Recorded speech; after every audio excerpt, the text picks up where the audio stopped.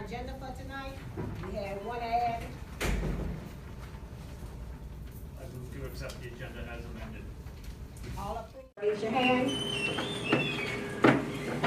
Okay.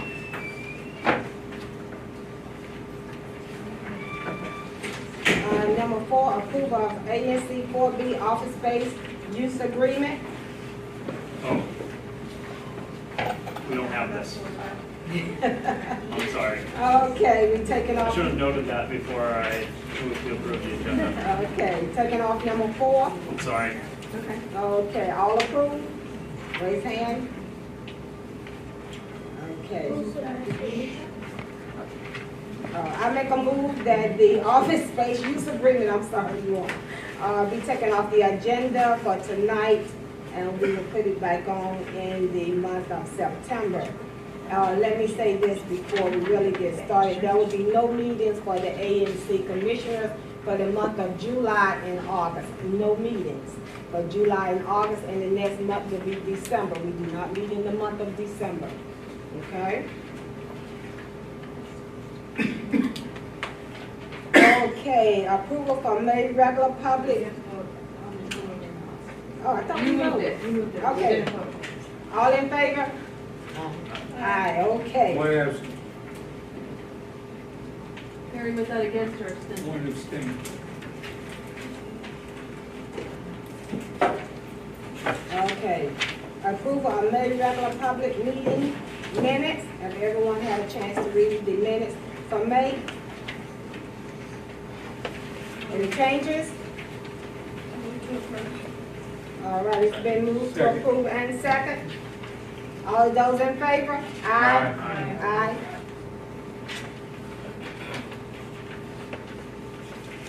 Okay, moving to number 6, reports. Metropolitan Police, 4D? Yes. Okay. Hello, I'm Captain Franklin Porter. This is the second one captain, which is covers the entire 4B area. What I'm going to do is I'm going to go over the stats for the last 30 days of crime that occurred in 4B. I'm comparing it with this time last year, so anything that happened in 2018 around June and May is what it's being compared with. Homicides, we had 0 homicides, which we had 0 homicides last year. Assault with dangerous weapons. Assault with dangerous weapons, if somebody gets hit with anything or gets shot at, they don't get killed, they may get struck with a bullet, or they get hit with something that may cause serious bodily harm. We did have 2 of those. Last time we had 5, so we are down. We had 2. I'm going to go over the 2 real quick that we did have. One of them occurred on June 9th around 10 p.m. It happened in the 5800 block of Eastern Avenue. It was technically a carjacking. Somebody was trying to steal a car. They also produced a handgun, and they did shoot at one of the individuals that they were taking the car from. The individual got big shot in the face. It was not serious. I think it went into his cheek and went out. And that case is closed by an arrest by way of detectives. Detectives did a warrant on that case where they locate the suspect and did a warrant on that case. So that case is closed. The other case happened at the Riggs Rec Center, which is in the 500 block of Riggs. That happened on June 5th. And that also involved a shooting. Individual was sitting in front of Riggs, a car pulled up, fired 2 shots at the vehicle. He took off, the vehicle took off, and he sustained shots to the vehicle. He was not struck. That is assault with dangerous weapon. That case is still open. So those are the 2 assault with dangerous weapon cases. We had 4 robbery cases. This time we had 3, so we are up a little bit on robberies. Robbery, we're going big around the rec center, around Tacoma Rec Center, but we have made a couple of arrests that seem like it has closed a lot of arrests. So, a lot of cases has slowed it down a little bit. So I think the 2 juveniles we did lock up was probably committing a lot of these robberies, and hopefully we can start closing the case, a lot of these cases with those arrests. Let's go over the robberies. One happened in the 700 block, 7,000 block of Blair. That happened on June 22nd. That is a closed case. Somebody produced a knife and demanded the person's wallet. They didn't get it. We did a second sighting on that, where the victim saw the suspect later on, called the police, pointed them out. He was able to make a closing arrest on that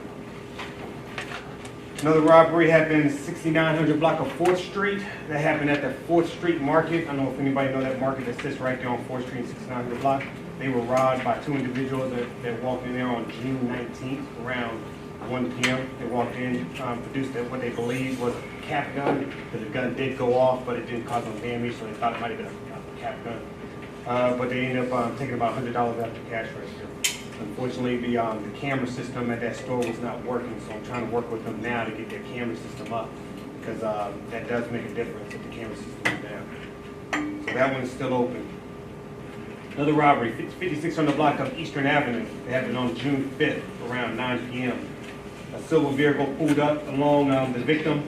There were 3 victims of that. A silver colored Honda Civic pulled up beside that victim, produced a handgun, and demanded their property. I think 1 shot was fired in the air, but no one was struck. That case is still open. And the last robbery happened right across the street from the Tacoma Rec Center, the tremendous block of Van Buren. Happened on May 27th. Individuals playing basketball on the basketball court right there, and 3 suspects came in that location, produced a handgun, and stole some pictures. That case is still open. It might be closed from the other robberies we got, but I think the detectives still trying to do workups on the photo array and see if we can identify anybody based on it. We already got locked up for a few robberies that occurred around here.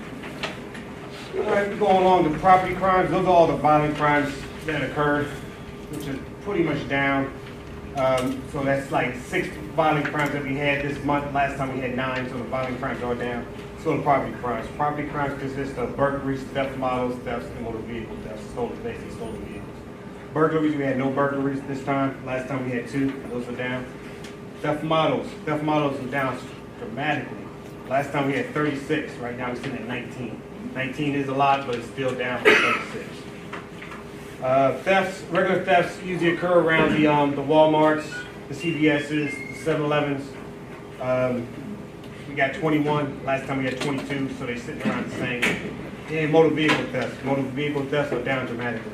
We had 2 motor vehicle thefts in this area. Last time we had 10. So all the property crime is pretty much down, other than thefts is the only one that's around the same, but all the property crimes are down. And that's pretty much it. Any questions, Commissioner? And please, 1 question each Commissioner. My question is regarding the shooting that happened at the intersection of Missouri. And I believe, my question is with regards to the shooting that happened at North Capitol and Ridge Road. And I believe it was an early May. At the May meeting, there was no update. No one was injured in the shooting. There was a shooting between 2 vehicles at the light. They were driving up the street, and so I was just wondering if there had been any movement in that case. No, it's if nobody was hit and struck, it might have been classified as not an AW. When you said 2 people shooting at each other, yeah, those type of cases might be all signs of gunshots, because we got reports of that. But if either vehicle didn't stay, and we didn't get any witnesses or anything, or any victims, reported victims, then what happens with that? We basically do a report for sounds of gunshots, and then if anything comes about it, it gets the detective information where you can lead into a case for like that. Captain Bourne, the incident where your officers were present, you spoke about last meeting here on May 6th, 7th and Longfellow. Have you completed or conducted an investigation? Do you plan on doing an investigation? Well, I wasn't here last meeting. It was another captain, Christensen, I think you're sitting for me. Yeah. I don't know exactly when you're talking about. What happens with a use of force investigation? That is a use of force investigation. It gets assigned to a lieutenant, which is 1 step under me. I manage that lieutenant right now. The lieutenant that case is assigned to, that is a case that's being investigated. He's assigned the case. My job is basically to push him to make sure he gets it done on time. Right now he's behind. It's pretty much behind. It should have been done Friday. So he comes in tomorrow. What I plan on doing with him is sitting down with him to find out where he's at with it. We gotta get it in. What usually happens when an investigation like that, it comes to me, I review it. If I agree with it, if I don't agree with it, I send it back to him and tell him to correct some issues. If I agree with it, I move it on to the commander. The commander reviews it. If he agrees with it, it moves to Chief Green, which is down at Troll South North. It goes to him. If they agree with it, then it goes to the IED chief. and the chief, and once it goes from there, then eventually it goes to a board called the Use of Force Board, and they decide from there. Just reviewing a little bit of it, I did see what I feel is some misconduct that needs to be addressed, so we're gonna address it, and we'll go from there. So once he's done with the investigation, it starts from there. But I did see some misconduct, just based on the body worn camera that I could see. I don't like to prejudge it. You have some body camera? Oh, it's body, it's lots of body worn camera. Every officer out there had their body worn camera on, and every single, officer that was there was being recorded. Because I have some too, and, what do I need to do? I mean, if you would like to give us the footage, you can always email it to me. But like I said, it's footage. We have plenty of footage. But if you like to give us more that we might have missed on our camera, you can always email it to me. My email address is franklin.porter, PORTR, @dc.gov. Thank you. Okay, any more, Commissioner? Lorena Huff from 4B09. So I know you gave the report from Ridge Park area. So you only mentioned 2, and there were 4 shootings in 4 weeks. You did have a public safety meeting, so you did not mention the unit that was shot. I think that was one of the earlier. That open This is for 30 days. This is for 30 days. So if it goes back past, kind of Christian should have talked about it last month. That would have been in his report. Yeah. So this goes. I only tried to go back 30 days. So the past 30 days, it was on the last. Commissioner Palmer? We've been in touch in the past week about many of my constituents about concerns on Walnut Street in Whittier. And I'd just like to thank you for your attention on that. It was, I think, very helpful having you available and weighing in for my constituents. And I'm sure we'll get that addressed, but I just wanted to thank you publicly for that. Any more, Commissioner? I wanted to ask about the incident that occurred June 15th. It started in 4A02, but crossed over into 4B01. I'm talking about the threats made at Concert Rudy.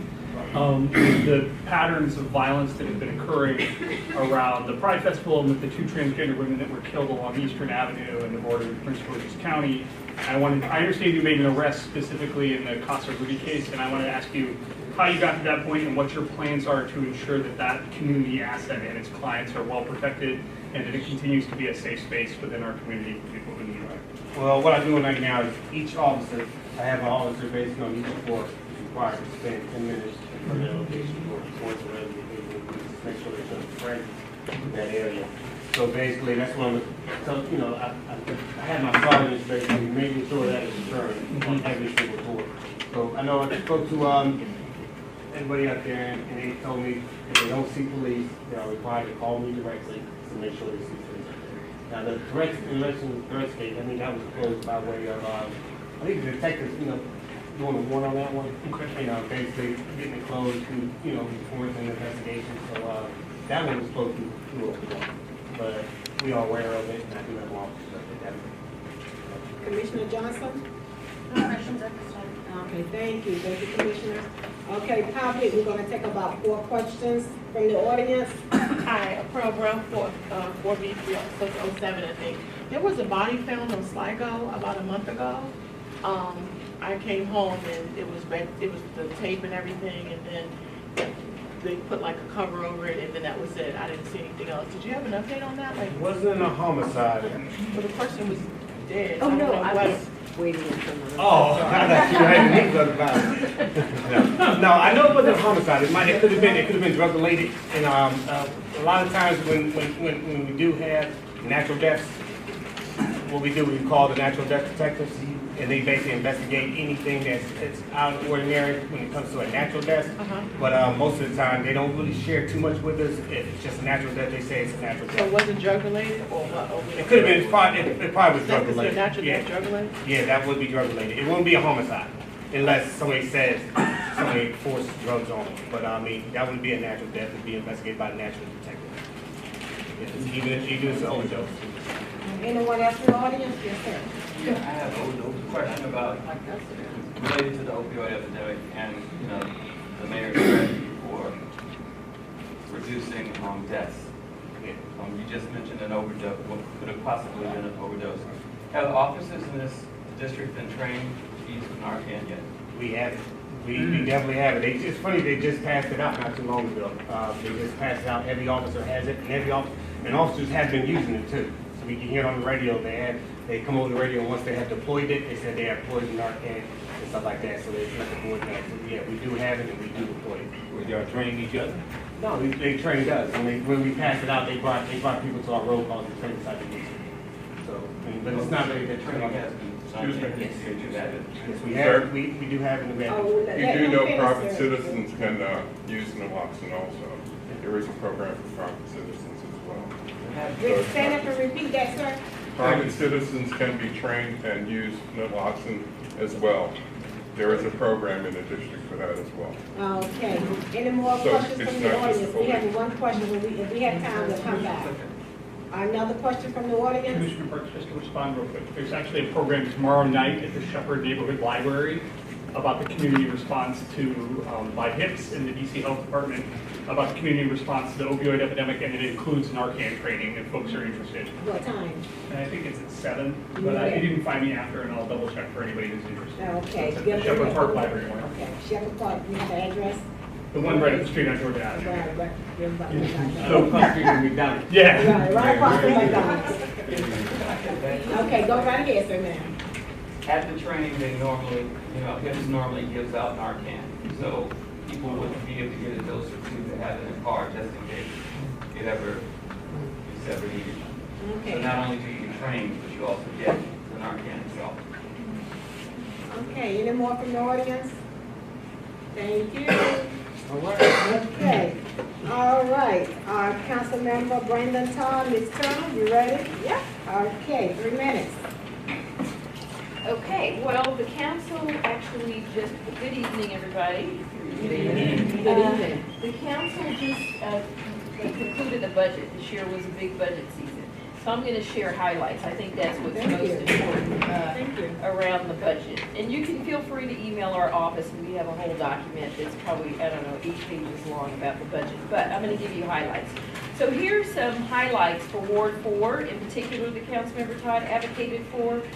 We were able to maintain the current funding for Ward 4 school modernization for West, Dorothy Heights, Raymond, and Truesdale to ensure school-specific small capital projects like HVAC, roofs, and ADA accessible standards are in place. And there's also currently funding for the dual language roadmap. I'm reading this off my phone.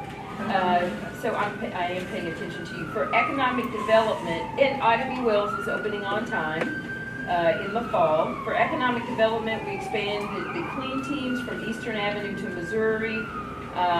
We added an additional new Main Street for Upper Georgia Avenue that will go from, don't quote me on this, but I think the border is going to be Missouri to Eastern Avenue. That's an open bid where people will bid on the opportunity to run the Main Street. There was additional funding for Safe at Home, additional funding for Memory Club, a full-time dementia specialist is now going to be a part of the Office on Aging. There was funding for a pilot for Councilmember Todd's hearing aid and his hearing aid program, and the senior dental program is in place and funded as well. There's funding for assessment of Hamilton and Petworth recreation centers, lights for Emory Park, and okay, so that's it as it relates to school. So we also have some modernization projects coming up in 2021 for Raymond. I mentioned Whittier. Let me just keep going. And HVAC for LaSalle. I think I gave you some pretty good highlights. There's going to be, for Roosevelt, a lot of people have been asking about the pool at Roosevelt. In order to open the pool, they had to actually create a new entrance for the public that separates the public from the school. That was funded in the budget for $1.2 million. So anybody who's interested in that pool, that's opening up. Let's see here. There's another $1 million proposed for the Tacoma Aquatic Center, $938, close to $1 million. The Lamont Recreation Center HVAC and roof, that's going to be completed by the end of 2019. I'm just going to focus on the things that are this. You know, in the 19 budget, there was $200,000 to do the assessment for the Walter Reed Pool.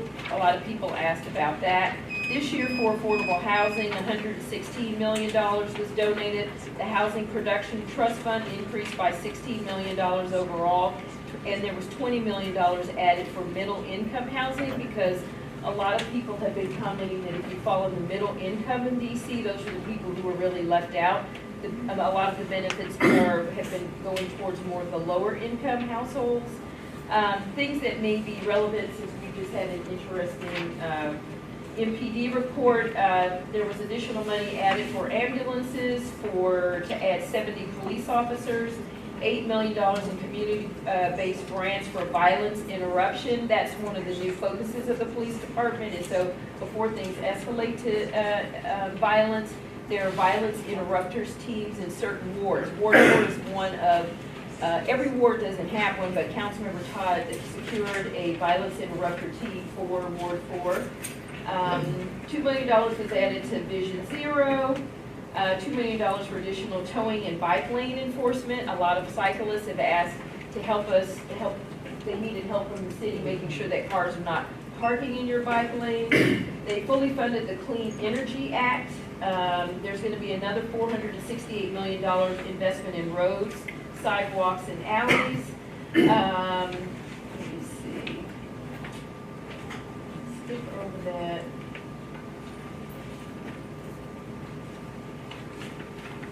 Yeah, I think there was $2.6 million added to the Immigrant Justice Legal Service, $3.2 million to fully fund fair elections, and $950 million, close to $1 million for a statehood campaign. Yeah, and I think those were the key things as it relates to the budget. The only two other things I was going to mention is that next week, and the Office of Veterans Affairs, I don't know if anybody's a veteran now, has grant making authority. That was one of the initiatives that Councilmember Todd put in place. And we are having our first Ward 4, Creative Ward 4 Arts event next Saturday at Kingsbury from 2 to 4 p.m.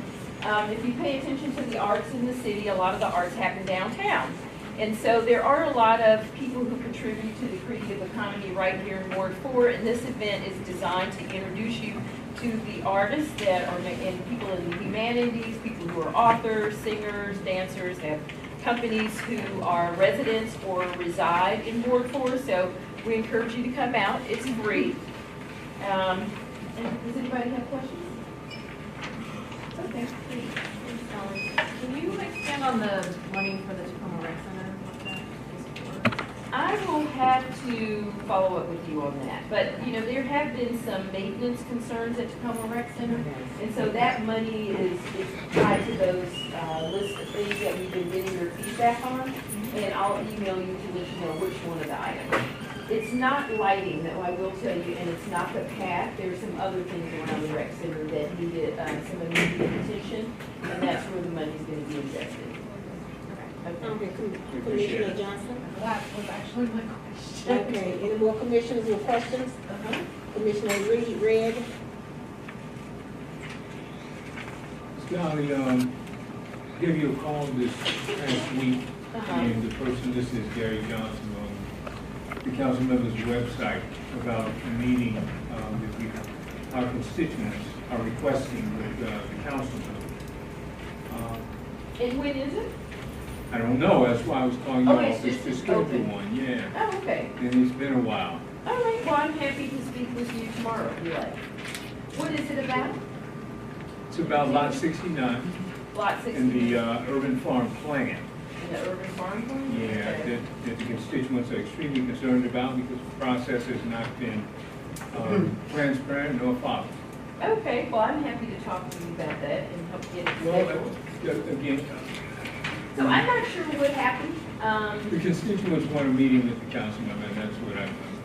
Sure. All right. So what I'd Thank like to do is speak with you tomorrow to get a little background information so we can work towards getting that scheduled. That'd be great. Okay. Audience, you have a question? Yes. Johnson?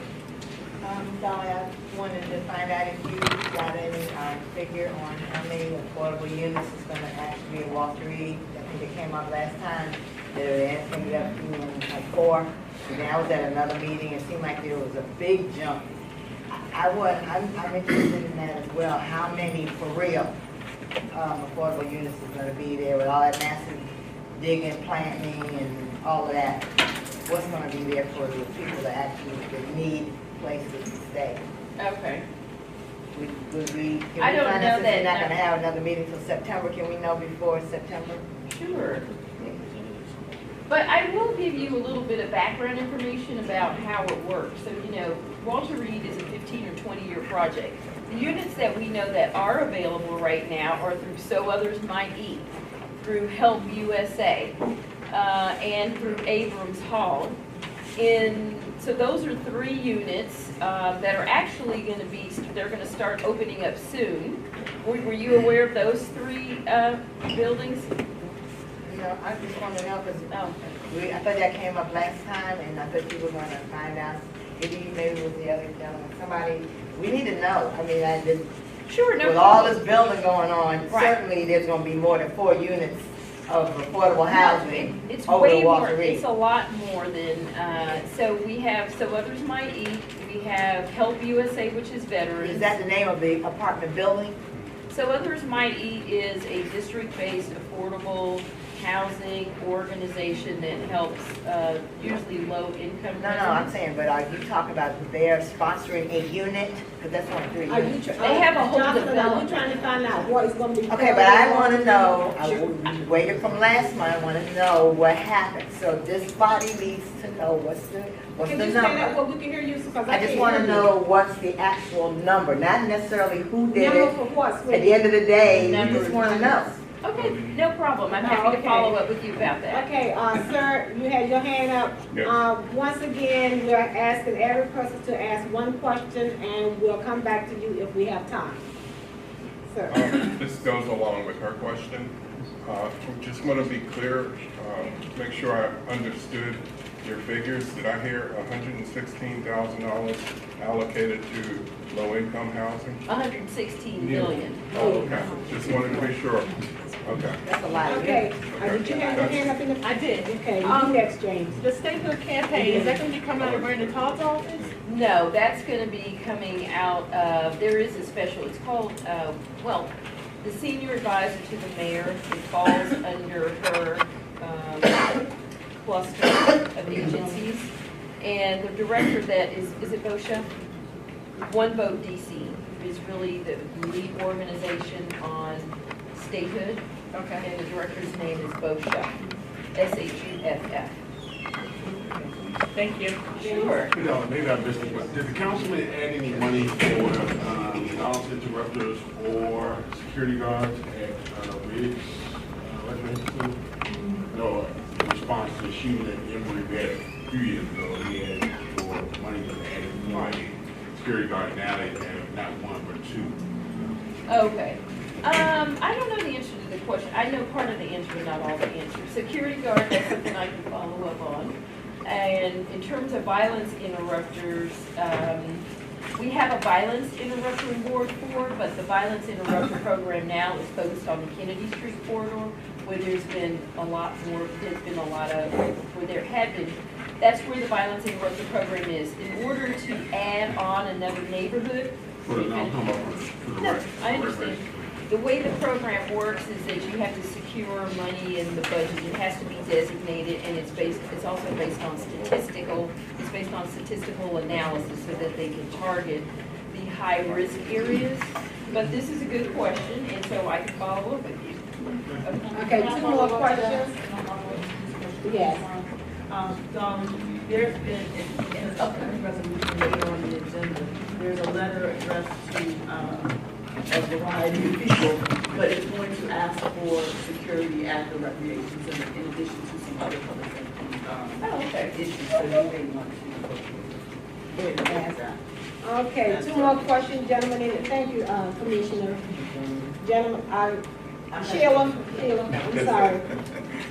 What is council member's position in that? from what? Stand up so you can stand up so you can hear you. Councilman's position on Jack Evans being removed. He doesn't have a position on him being removed from office, but he did take a position on removing him as chair of the finance committee. So he signed on along with 10 of the other 13 council members to have him basically stripped of his committee responsibilities for finance and revenue. Okay, any more questions? Thank you, Ms. Turner. Sure, and while we're here, I'm gonna pass a note down because I do have the numbers for Walter Reed for what's there now, but future numbers depend on the developers who come aboard at the property. So I can give you the existing number of units now. I'm just gonna sit down and I'll pass the note down. Okay, thank Share you. it whenever you like. All right. Thank you. The mayor office, Mr. Kashan. Hello, everybody, Hello. and happy summer. It's warming up in DC.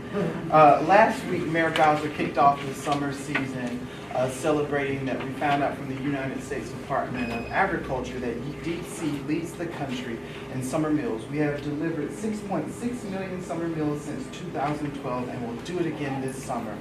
From Monday, June 17th until August 23rd, young residents will be able to receive free meals at various locations across the district.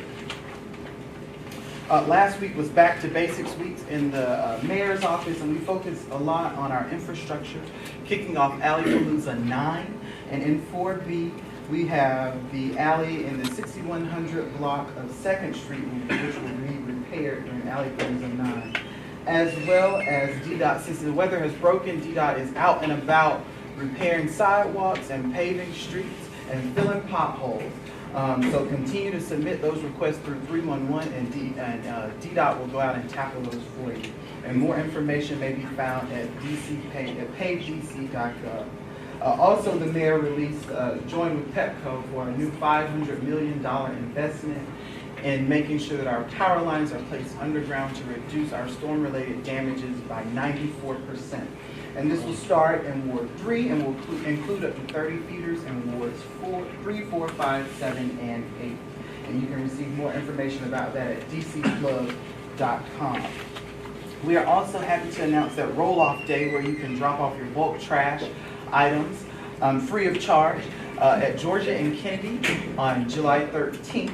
From 10 to 1 p.m. So we'll have the Mayor's Office of Clean City and our own 4B neighbor, Director Julie Lawson, will be there for roll-off day.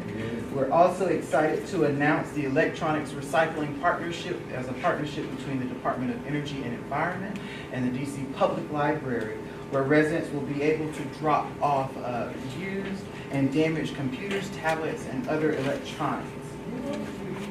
And then finally, we invite residents to join Mayor Bowser to walk in one of our 2 4th of July parades, the first one being at Palisades and the second one being at Barracks Road, both on July 4th.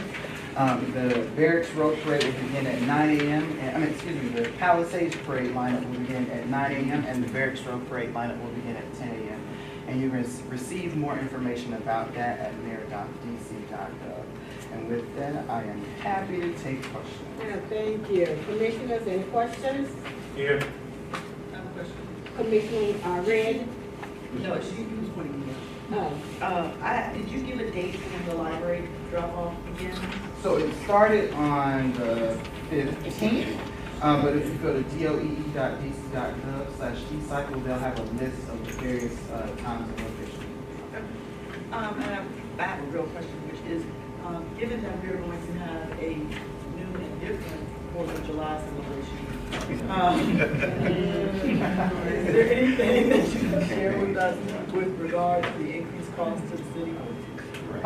So the federal government still owes us for earlier events that happen.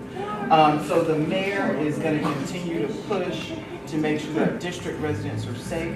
You know, we're going to see an influx of tourists in the city, and so we're going to continue to work with our Homeland Security and Emergency Management team to make sure that we have the safety of our residents as the #1 priority and of our tourists. But we do not have any, there's been limited communications from the White House.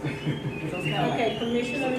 Surprise. Okay, Commissioner Sean, and I guess this is for you too, Dolly, a little bit. Okay. As you know, the Kids Ride Free program that the children in the neighborhood use to come to school, the summer distribution events are coming up, and there were problems particularly in Ward 4, especially around DC International School and other schools not receiving an adequate supply of school cards to distribute at the beginning of the year. So my question is, why is there not a distribution event scheduled over the summer in Ward 4? There isn't one in Ward 1 or Ward 4 for that matter, Mr. Right around. I don't know, that's a good question. That is a good question, Commissioner. And so what I'll do is I'll express your concerns to the Deputy Mayor for Education to figure out if we can have something in Ward 4. Because as you remember, the post coverage on that was focused on Ward 4 and the problems that children had in Ward 4 about getting those cards. Thanks. Commissioner Johnson? Since I took my last question, I will follow up with, can you provide again the date and time of the bulk trash drop-off at George and Kennedy, as well as what are the parameters around the bulk trash? Like what can and cannot be dropped off? So it's going to be July 13th from 10 to 1. And I think from our last roll-off date we had that we could take pretty much anything except for paint. Right. And Okay. electronics and Commissioner Huff? electronics and donations. Yes, we'll take electronic and donations. Okay, Commissioner Huff. Hi, I have a question, because I heard you talk about the food program for the summer for children. We're interested to find out if there are any food programs for seniors. We do have seniors that are still in need of food. And so if they could go to the schools, wherever you have them for children, have a separate program, we won't have to worry about our seniors. So, is there one in place? Right now, I just know that they can go to Hattie Homes, but I do think it would be a great idea for us to figure out if we can mesh. Especially if you have limited Everything. walking. Thank you. Okay, audience, James? Sean, just to follow up on what I asked Dolly, has the mayor identified any funds in the current budget or anything to actually get a security guard over at Riggs? So not specifically for a security guard at Riggs, but she did include in her budget that she presented to the council at least $500,000 to increase violence interrupter activity and violence prevention activities in Ward 4. So what we can do is we'll work with the council member's office to figure out a way that we can try to. Okay, audience, make sure you understand. One question per person. Jocelyn? I have a question. Mr. Sean, how can we add another alley to the Alley Palooza? Do that through you? Yes. That's one of my favorite questions from residents. So Alley Palooza, we picked 8 alleys from the 8 wards in the city for a total of 64 alleys. We've been able to repair 527 badly shaped alleys in our city, and we have set an ambitious goal to get rid of poorly conditioned alleys in the city by 2021. And so what we'll do, I'll take those alleys and we'll keep pushing in the next Alley Palooza. You said add it. Any more from the audience? Yes. Can you see me? Okay, Michael, no, I can't see you, sweetie. Stand up. No, I'm disabled. You stand up. Okay. Mr. Harris, how you doing, man? I got my reserve, excuse me, I'm speaking, I got the floor. I got the reserve residential parking application complete, so if you see me, in conclusion, the meeting is for the community. These folks up in front, they forget that, all right? I'm vying for the people. But like I was saying before, I was rudely interrupted. I have the reserve residential parking application, so if you stop by, because my good commissioner couldn't get it and won't do anything about it. So I'd like to see you offline about it. Thanks. Anything else, Madam Chair? You got more disrespect? Disabled veterans served our country more than most. Thank you, Mr. Harris. Well, you're not welcome. Thank You you so hate much. yourself. Thank you, Mr. Harris. Okay, State Board, Mr. O'Leary.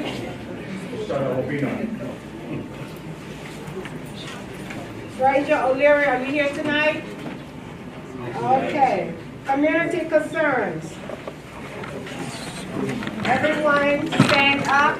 You have 1 minute when the timer goes off. I would like for you to cut it off because it sounds like we're gonna have a lot of concerns tonight.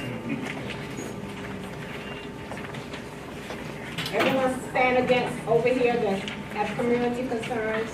Thank you. Well, I actually have two. My name is Loretta Newman. I am the president of the Alliance to Preserve the Civil War Census of Washington, and we're in Tacoma. And we're having the 155th anniversary of the Battle of Fort Stevens that will be commemorated at Fort Stevens on July 13th, 10:04 p.m. I have handouts here and in the back. Not enough. I didn't know how many people are going to I hope you will come. If you look on the back of the program, back of the flyer, you'll see a wonderful program. We are having, because this is a major event, 155th anniversary, we're having the Washington Rebels,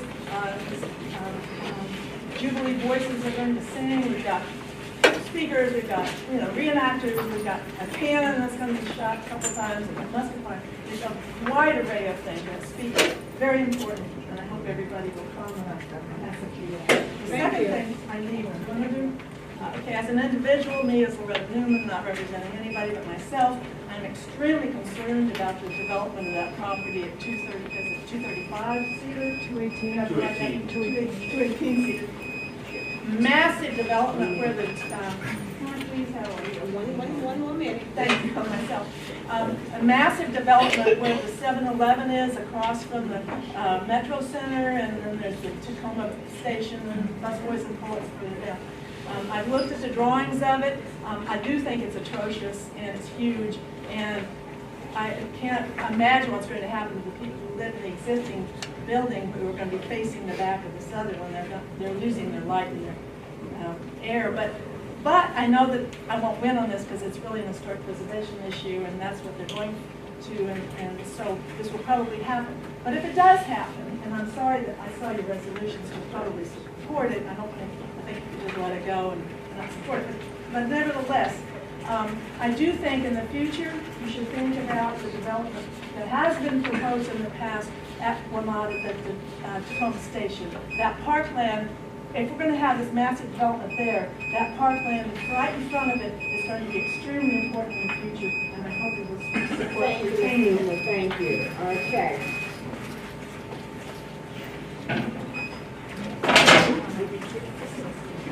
My name is Sarah Green, and I am speaking also in opposition to the proposal for the 7-Eleven site. I know the community doesn't have copies of this. I gave this to the commissioners. But the comprehensive plan, this is the policy of the District of Columbia, states that buildings need to transition from high density to low density. It's a historic street with wonderful single-family homes. The building does not transition effectively. It does not. It needs to be better. It can be better. It should be better. It looks like visually a fortress, but even if you look, I'm asking you to look at the page, I guess it's the third page in where it says HP 204. And what you will see, not only does it not transition to be lower, but if you look at this south section, this is Carroll Street. This is what you would see on Carroll Street. You look at that building, is actually even taller than the existing Busboys and Poets building. Okay, yeah, 60 more seconds, sir. All right, well, all right. It's taller. It doesn't look like a friendly, open building at the entrance to our commercial district. So there are numbers of reasons I'm asking that the commission ask that the developer improve the design. Come back to the drawing board, come back to the community. We have had a number of buildings that have not gone through in a fast pace. We've gotten better buildings out of it. This does not have to be a rush job. And when I hear about the ugliness of the 7-Eleven site, I say, okay, maybe the 7-Eleven site isn't terrific right now. But a bad building is forever. So it is worth taking some time to make this building better. Dave Hamilton has given you a letter. I hope you'll look at those issues more carefully, and thank you. Thank you, thank you. Yes, sir. Del Rico Coates? Hello, sir. I'm here to have my neighbor. Just speak up some, we can't hear you. We don't have a mic. My name is Del Rico Coates. I'm here on behalf of my neighbor, Elena Charity. She couldn't be here today, so I'm going to read her statement. We're concerned about the Lot 69 project that's behind our house at 814 to 812 Madison Street Northwest, Washington, D.C. Does Commissioner Red, your commissioner? Yes, we Okay. had a meeting with him because we have great concerns about how this company has, let me just read a thing. It says, my name is Elena Charity. I live at 812 Madison Street Northwest. My backyard backs to Lot 69, a 10,000 square foot vacant carousel managed by the Department of General Services.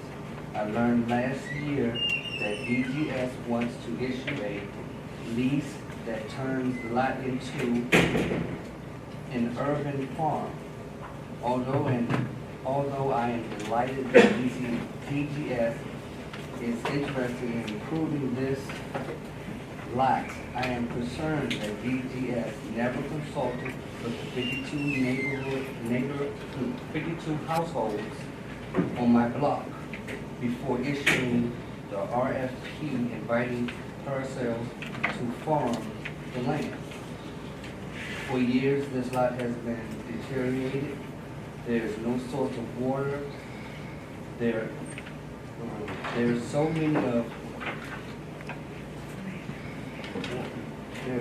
of the tall trees that once provided shade, quiet, and nesting for wildlife have liquidation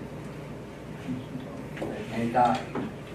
People now dump trash, furniture, and construction waste there. Illegal car repairs operations have contaminated the soil on the west end of the lot with oil. To us, it seems like Mr. Coates, I'm gonna stop you just for a second here, because we are on a time limit here, and I'm gonna let your commissioner finish out what we need to hear from this, okay? I do have your letter right here. All right, thank you. So, Mr. Coates, the letter from the Brightwood citizens there will be entered into the record for the commissioners. Okay. So, first of all, thank you for coming to testify. And to complete the letter, because of time, simply this, that the households, the urban farm plan that's proposal that was accepted by DGS and going forward, that plan went forth without consulting the community, especially the 52 households that surround that lot, lot 69. It's been deteriorated for years. How many years, Mr. Coates? At least 15 years. So it's been dumped, it's been all types of mattresses and all like that. And then once I was elected, we were able to get them to come out on a regular schedule, come and clean it up. So what the citizens are saying to the commission is this, that the citizens want a stop to the current plan, the RFP that's gone forth, because part of the process, in order to get the ANC's weight behind it, is that a public process has to be undertaken. That has not happened, although the developer has stated that he has gotten permission from, he's gotten the okay from all the residents. There's one right there, and from the other at least 15 that I met, they said they did not talk to them, did not knock on their door, but that's what he put forth to the commission when they came in. So we would hope that the desires of the residents be honored. The signatures were fraudulent. The signatures were also fraudulent. They were fraudulent. Well, we Signatures with no address. thank you. And I'm gonna ask Commissioner Reed Chief, will you stay on top of this for the next 2 months and bring it back to us in September? We'll come back in Okay, September. In September, and we will discuss it fully in the month of September. Absolutely. Okay, thank you. Thank you. Thank you, Mr. Coach. All right, thank you, Commissioner. Hi, my name is Sally Kalinsky, and I'm really glad to be here. You're very to welcome. talk to you. I live at 202 Cedar Street. That is just 2 doors down, Yeah. 218 Cedar Street. And I'm not looking to prevent the development, and I don't object to a mixed-use development. But I am very concerned about this. And here, that corner is not. Could you speak up? Sweetheart, this is speaking. Yes, speak up.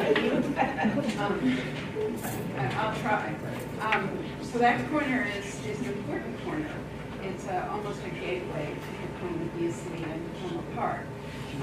And it should be one that is consistent with the character of the neighborhood and that respects, in the developer's words, that respects the neighborhood. But the building as it's planned doesn't do that. Mostly, the height of the building is inappropriate for a residential street. There isn't that gradual transition between the taller and the smaller buildings that's called for in the DC comprehensive plan. Rather, the land actually slopes downward on Cedar Street, but the building does not. So what happens is that part of the building that is closest to the residential area is actually taller than the rest of the building. Quite the opposite of what should happen. I think it would be possible to improve the plan tremendously, and I think that with good design, the neighborhood would welcome it. Okay, thank you. Thank you. Yes.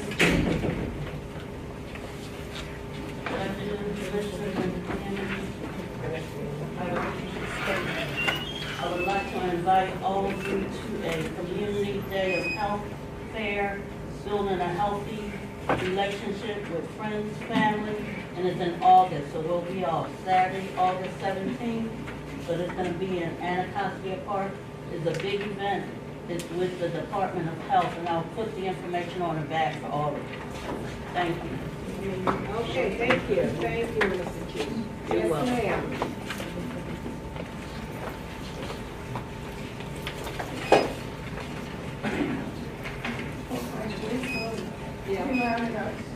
Just a little bit.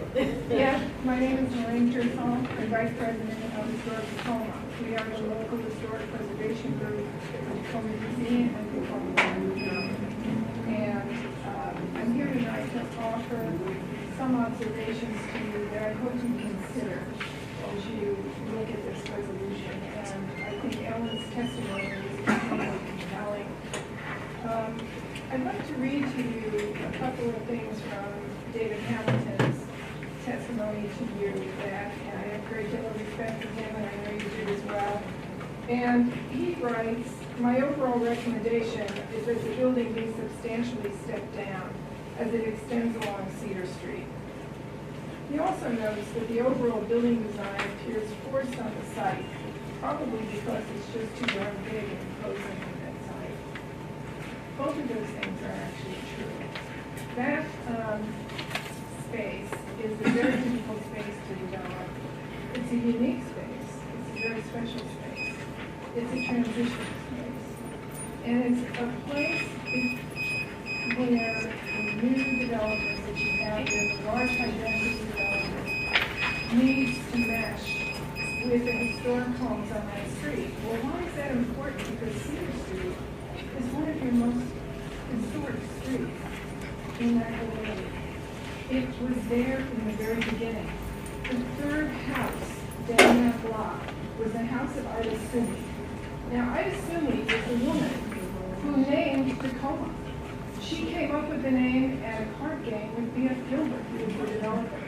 That's 3 houses down. Now, this building does not transition and respect the marvelous historic character of that neighborhood. And David is quite right. Historic districts are about feelings and associations, and mass and scale are important parts of that. This building, as it currently is envisioned, is far too large and is encroaching on the residential street in a way that really damages it. It harms its interpretation. It's just too close, it's too big. It should come down.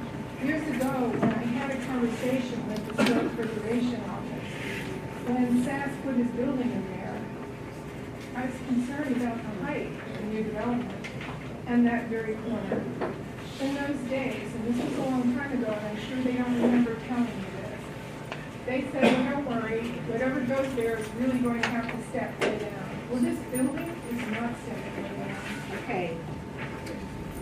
So so I see there's 4 floors here. So are you asking that they take off 1 floor? I'm asking that they consider multiple ways to change that mass and scale. They can take, the penthouse should be gone. I would take off the floors certainly close to the residential street. In other words, there may be clever ways. Okay, just tell me what you're looking for because your time is been up 2 minutes ago. Okay. I would ask the developer to find ways to step down the massing so that it is respectful of that, which could mean taking off the penthouse and at least another story. Okay. Okay. All right. Thank you. Thank you. All right. Next. Good afternoon. Good afternoon. I'm Dr. Golda Downer, and I moved into the neighborhood almost 6 years ago on Rittenhouse Street. And so 802 Rittenhouse Street has been vacant. And this week, somebody bought the house and they're renovating it. So I wanted to find out if and how we're supposed to go about as citizens to learn if the buildings, the renovations that are occurring, if there is enough caution and precautionary measures taken to make sure that hazardous materials such as repeat that again, please. I'm checking to see if hazardous materials such as hazardous materials such as asbestos and lead in the air. How is that contained? So I contacted the district department of EPO, and they actually came out the next morning and put a cease and desist order on it. So I wonder, 10, 20 years from now, when some of us have these funny cancers, and we wonder where did this come from? We don't have it in our family. This is where it comes from. And so I'm also under the Mayor's Health Commission, and I'm making sure that when anybody comes into our neighborhood, the neighborhood needs to know who is coming, and these people had no permits. No permits at all. And so anybody's coming into our neighborhood to make any renovations, we should have a system in place so the community knows and at least know how to protect ourselves. Let me ask you a question. Are you talking about the little small greenhouse nest that's down the street from you? Okay. But the point I'm making is I don't think anybody should come into our neighborhood, do renovations, and we are not aware of it. Okay, thank you. What's your name again? Golda, Goulda, Downer, David, O-W-N. Okay. Thank you. I'll stop by your house. Please do. All right. Hi, Will Bonnet. I'm from Prestige Healthcare Services. I'm going to make this real quick. We've been around for about 10 years, but we've only been operating in Ward 4 for about a year. And we basically provide community-based mental health services, counseling, community support, psychiatry, psychiatric assessments, as well as med-som services. Most of our consumers have Medicaid, and I'm just throwing it out there that these services are available. We are at a point now where we're about to expand to handling both youth and substance use disorders. We bought we're in the process of obtaining a property on Good Hope Road in Ward 8, so we plan to keep a program here in Ward 4. Where am I in Ward 4? We're at 143 Kennedy Street. I have a correction to my substance for you. The program environment at Shepherd Park is 6 to 8:30. Oh. There you go. There's some flyers in the back if anyone needs them. So if anyone needs to ask this gentleman a question about the Medicaid, do you mind stepping outside to answer that question? Absolutely. Okay. That's no problem. All right.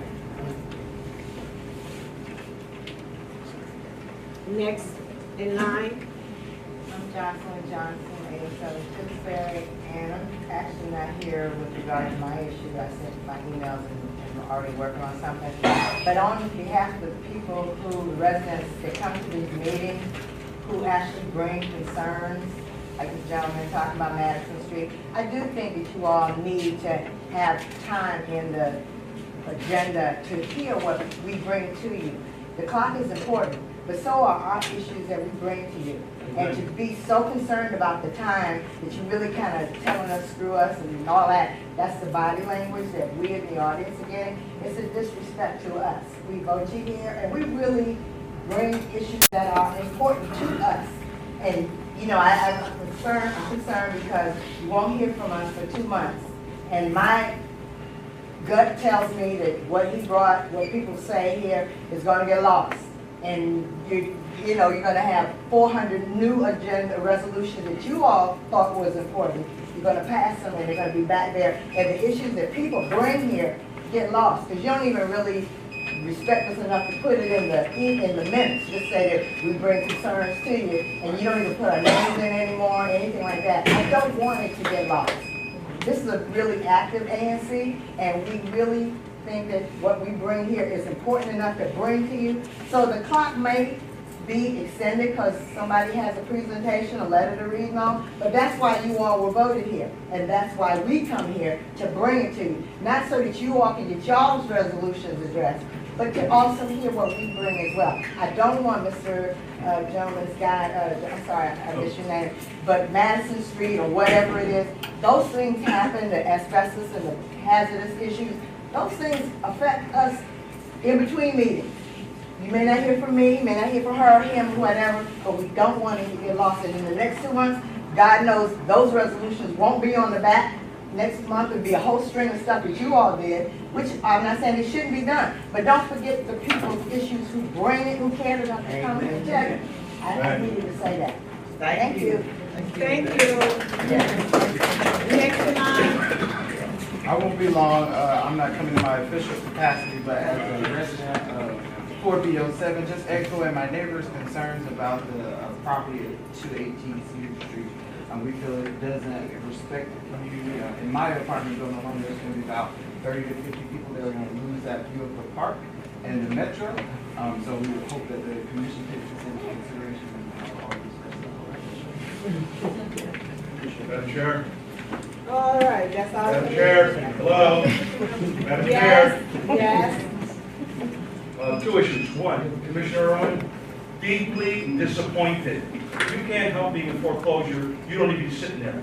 And Commissioner Huff, with Councilman Todd, same difference. If the court's going to give you a hard time, mediation, and they're going to, the attorney's going to tell you what to do, time to go. See, I got to be you. I'm facing foreclosure. They're stealing my home.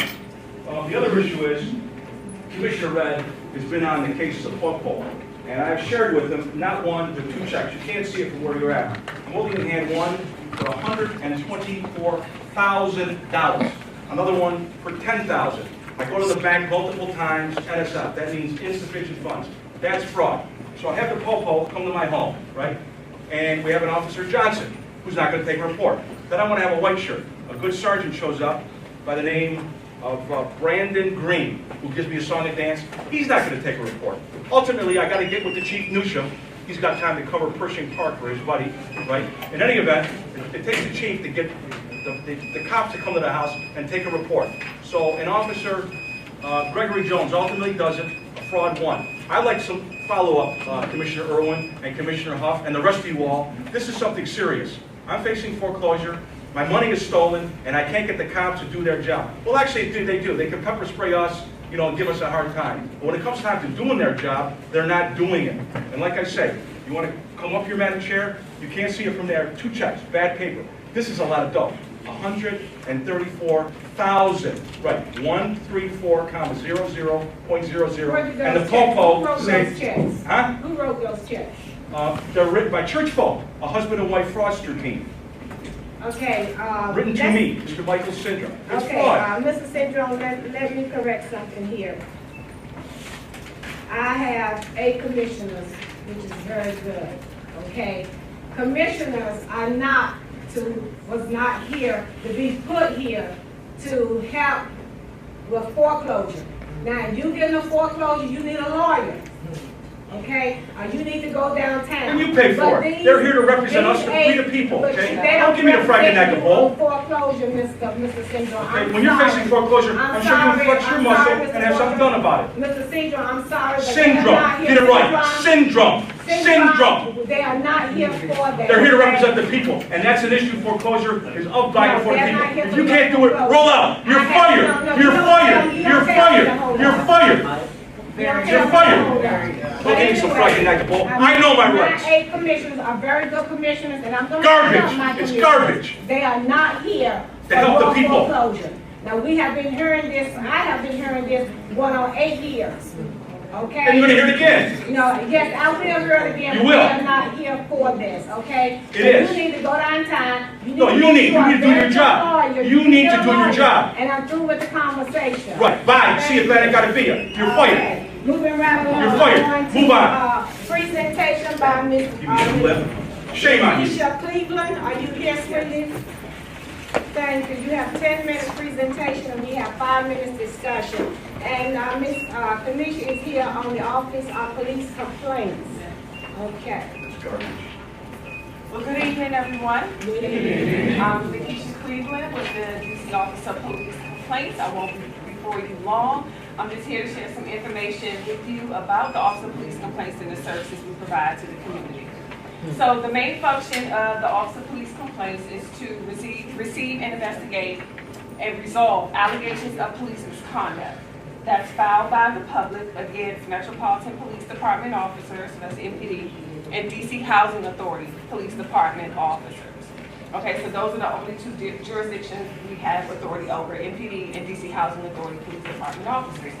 We are independent from the police department, so we do not report to the mayor. We have a board that governs us, the Police Complaints Board, which is a 5-member board. We are the police oversight agency for the District of Columbia. You may also hear the term civilian review, but we're the police oversight agency for the District of Columbia. We are also the primary entity for processing police misconduct complaints for the district. So what that means is if you decide, if someone has an encounter or a negative encounter with an officer and they come to this district station and file a complaint, the MPD has 3 business days to get it over to us, and we make the decision as to who will process the complaint.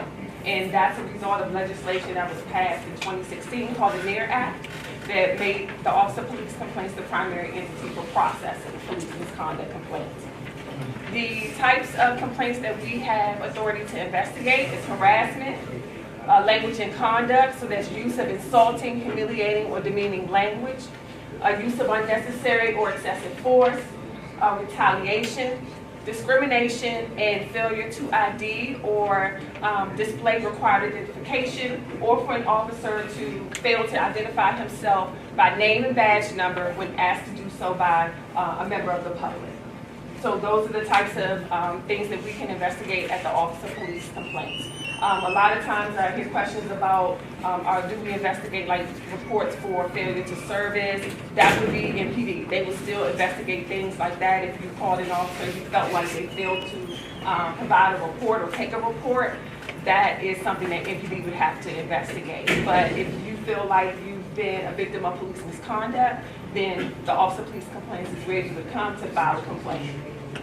There are several ways that you can file a complaint. I won't go through them. They're listed in the brochure and I had them in the back. But the easiest way is to go online. You can upload documents, video, anything online with the Office of Police Complaints. So that's the easiest way. Your complaint must be filed within 90 days of the alleged incident. You do not have to actually be a victim of police misconduct to file a complaint with us. If you are a witness, you can file on someone else's behalf, but you have to have witnessed the police misconduct taking place. A parent or guardian can file on someone's behalf under the age of 18, the child's behalf under the age of 18. You do not have to be a resident of the District of Columbia to file a complaint. It's only if you had, as long as you had an encounter, a negative encounter with an officer, and we hope that you do not, MPD officer, DC Housing Authority officer, you can file a complaint so you can be be a tourist here or whatever, not live here, and file a complaint. You also do not have to be a citizen of the United States to file a complaint with us. We do not report, nor are we required to report immigration status. Somewhat of the process you can expect with filing a complaint with us. It will be assigned to an investigator who will, start to collect evidence for the investigating the complaint, interview you, interview any officers involved, collect video, body-worn camera footage. We have direct access to body-worn camera footage, so we do not have to go through the police department to get that footage. And then from there, resolution will take place. Okay? As far as some of the other functions that we do with our agency, so investigation is the main function. But we also release policy recommendations or issue policy recommendations. And we issue those recommendations to the mayor, the DC council, and the chiefs of police. And what those recommendations do, they examine systemic issues that we see that could lead to the abuse or misuse of police powers. We also monitor the police handling of First Amendment assemblies and demonstrations here in the District of Columbia. So we want to make sure that the police are allowing the public to peacefully execute their First Amendment rights when demonstrations take place or large protests in the city. And then there's community outreach. So what I'm doing here tonight to let people know who we are and the services that we provide to the community. We also have a student interactive training program. And so we go out to various high schools, youth-based organizations, community organizations, educating the students on knowing or the youth on their basic constitutional rights.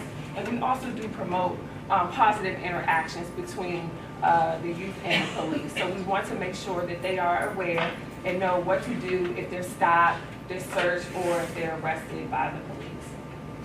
Lastly, there are some other publications that we do produce for our agency. Of course, an annual report that has a lot of information in it, and then use of force reports. So this year was our second annual use of force report, and the NEAR Act required the Office of Police Complaints to do a use of force report. There was a lot of concerns about not knowing the use of force in the District of Columbia, particularly from the Metropolitan Police Department. So the Office of Police Complaints was charged with doing that. And so this is our second year in producing use of force report. And all of this information can be found online at our website at policecomplaints.dc.gov. Okay, thank you. Thank you for the opportunity to present. Okay, Ms. Cleveland. Thank you. Commissioner, do y'all have any questions? Go ahead. I know under the NEAR Act, the city is also required to compile data on incidents and track and trend, and there were some issues at the beginning of implementation of the NEAR Act. Has that been flushed out?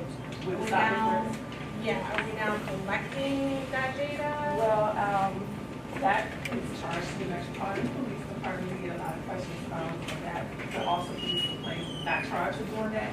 As far as I know, ANC is still trying to work out collecting that data. They said they need additional funding to do that. They need additional manpower to do that. So it is an ongoing concern from the community, and we're just keeping an eye on it. But also, Police Complaints is not charged with actually keeping data from the Metropolitan Police Department. And we get complaints from someone that says they felt like they've been mistreated by the police and involved in stop and frisk, then we have information on that, which is in our annual report. But as far as actual data from the police department, they're working on that. Any other commissioners? Audience? Yes? Yeah, do you have any connections with transit? Right now, everybody knows about what took place down at U Street Metro. I don't like seeing that kind of stuff. Unfortunately, we do not. We only have jurisdiction over MPD and DC Housing Authority Police Department officers.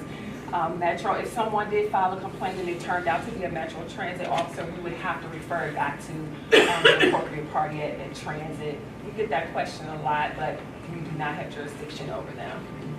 Okay, sir. I'm just curious, what's the construct of your commission, and how independent are you guys really? And do you feel that you guys have been effective in your oversight role? Definitely. We've definitely been effective. As far as we are independent, so we're a government, DC government funded agency because our money comes from the council, but we don't report to the mayor, and that's where our independency comes. Our board, we report to the board, which is a 5-member board made of 4 members are community members. 1 is an MPD officer, but that's by law. We have to have an MPD officer on there. As far as effectiveness, definitely. The police complaints here in the District of Columbia, I like to say we're a role model agency. A lot of other cities come to us to try to get themselves started. I mean, we have an investigative model where a lot of cities have an auditor model, so they're reviewing what the police department has done. With us, we have a full investigative staff, we have subpoena power, our decisions are final, and so we have direct access to body-worn camera footage. We were involved in that policy come into play, so definitely effective. So they actually respond to your subpoenas? Yes, they have to. Michael? Thank you. You made mention about First Amendment right. It brings to mind Pershing Park, former Chief Ramsey, right, who arrested we the people for exercising on Preferred Amendment 1. And the fall guy was none other than Peter Newsham, who was the current chief. The reason I make mention of that is I filed a complaint against the good chief. It seems like your director, Michael Tobin, fears for his life. What gives? And dealing with your office, the investigators are very trifling, slamming down a phone. For instance, Miss Smith, we're closing. I get there before 5. I'm struggling on crutches. I don't need to have some crack-a-knack-a-bull. If your people got problems, let them go home, put their slippers on, and kick the dog. And then Nyasha Smith, same difference, right? Your chief investigator, who hasn't a clue to what she's doing, slams down a phone. The bottom line is this. Would you take my name and number and have Director Tobin call me direct? If he doesn't fight me, I'm not going to fight him. 202-722-6281. I might also add, I'm trying to gift 4D here, we get Captain Fry and whatnot, a stolen bike. Real simple. I'm sure if it was Little Popo, they'd give the death penalty to whoever involved. But because I'm a humble plebe in the foxhole, I get nothing. I can tell you up to this point, your office is woefully inadequate and has done nothing. And I've filed multiple complaints over the years. I've seen him come and I've seen him go. And the good director, again, he needs to get with me. I want to have a sit down, some tender moments of bonding. I will definitely get your number, Mr. Central. I have to respectfully disagree about our office being not effective.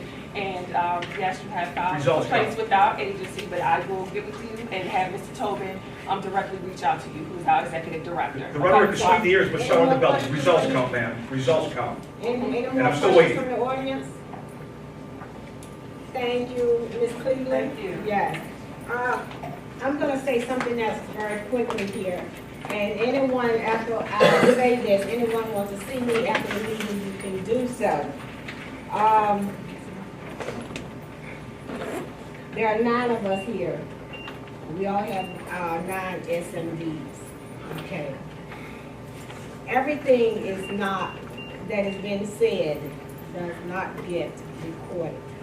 We are only supposed to record, and I'm only saying this because some of you I have seen several times, and some of you I have not seen at all, but I want to make a correction here, because all of these commissioners are very good ANC commissioners within their SMD. The only thing that get recorded in the minutes, we don't record who said what, is what is being approved. That's the only thing that get recorded in the minutes. You are very concerned about everyone SMD. The SDs, ANCs here, you give them a call. Even though we are away for the next 2 months, we deserve a break because we here, we don't get paid. This is volunteer work for us. The council members, if I'm correct, Ms. Dolly, take a vacation, right? No. No, okay, they don't take a vacation. They Don't take they have a recess. Yes, don't take vacation. They can take, not saying that we get, that's in the rules, that we get 3 months off a year. We get July and August and December.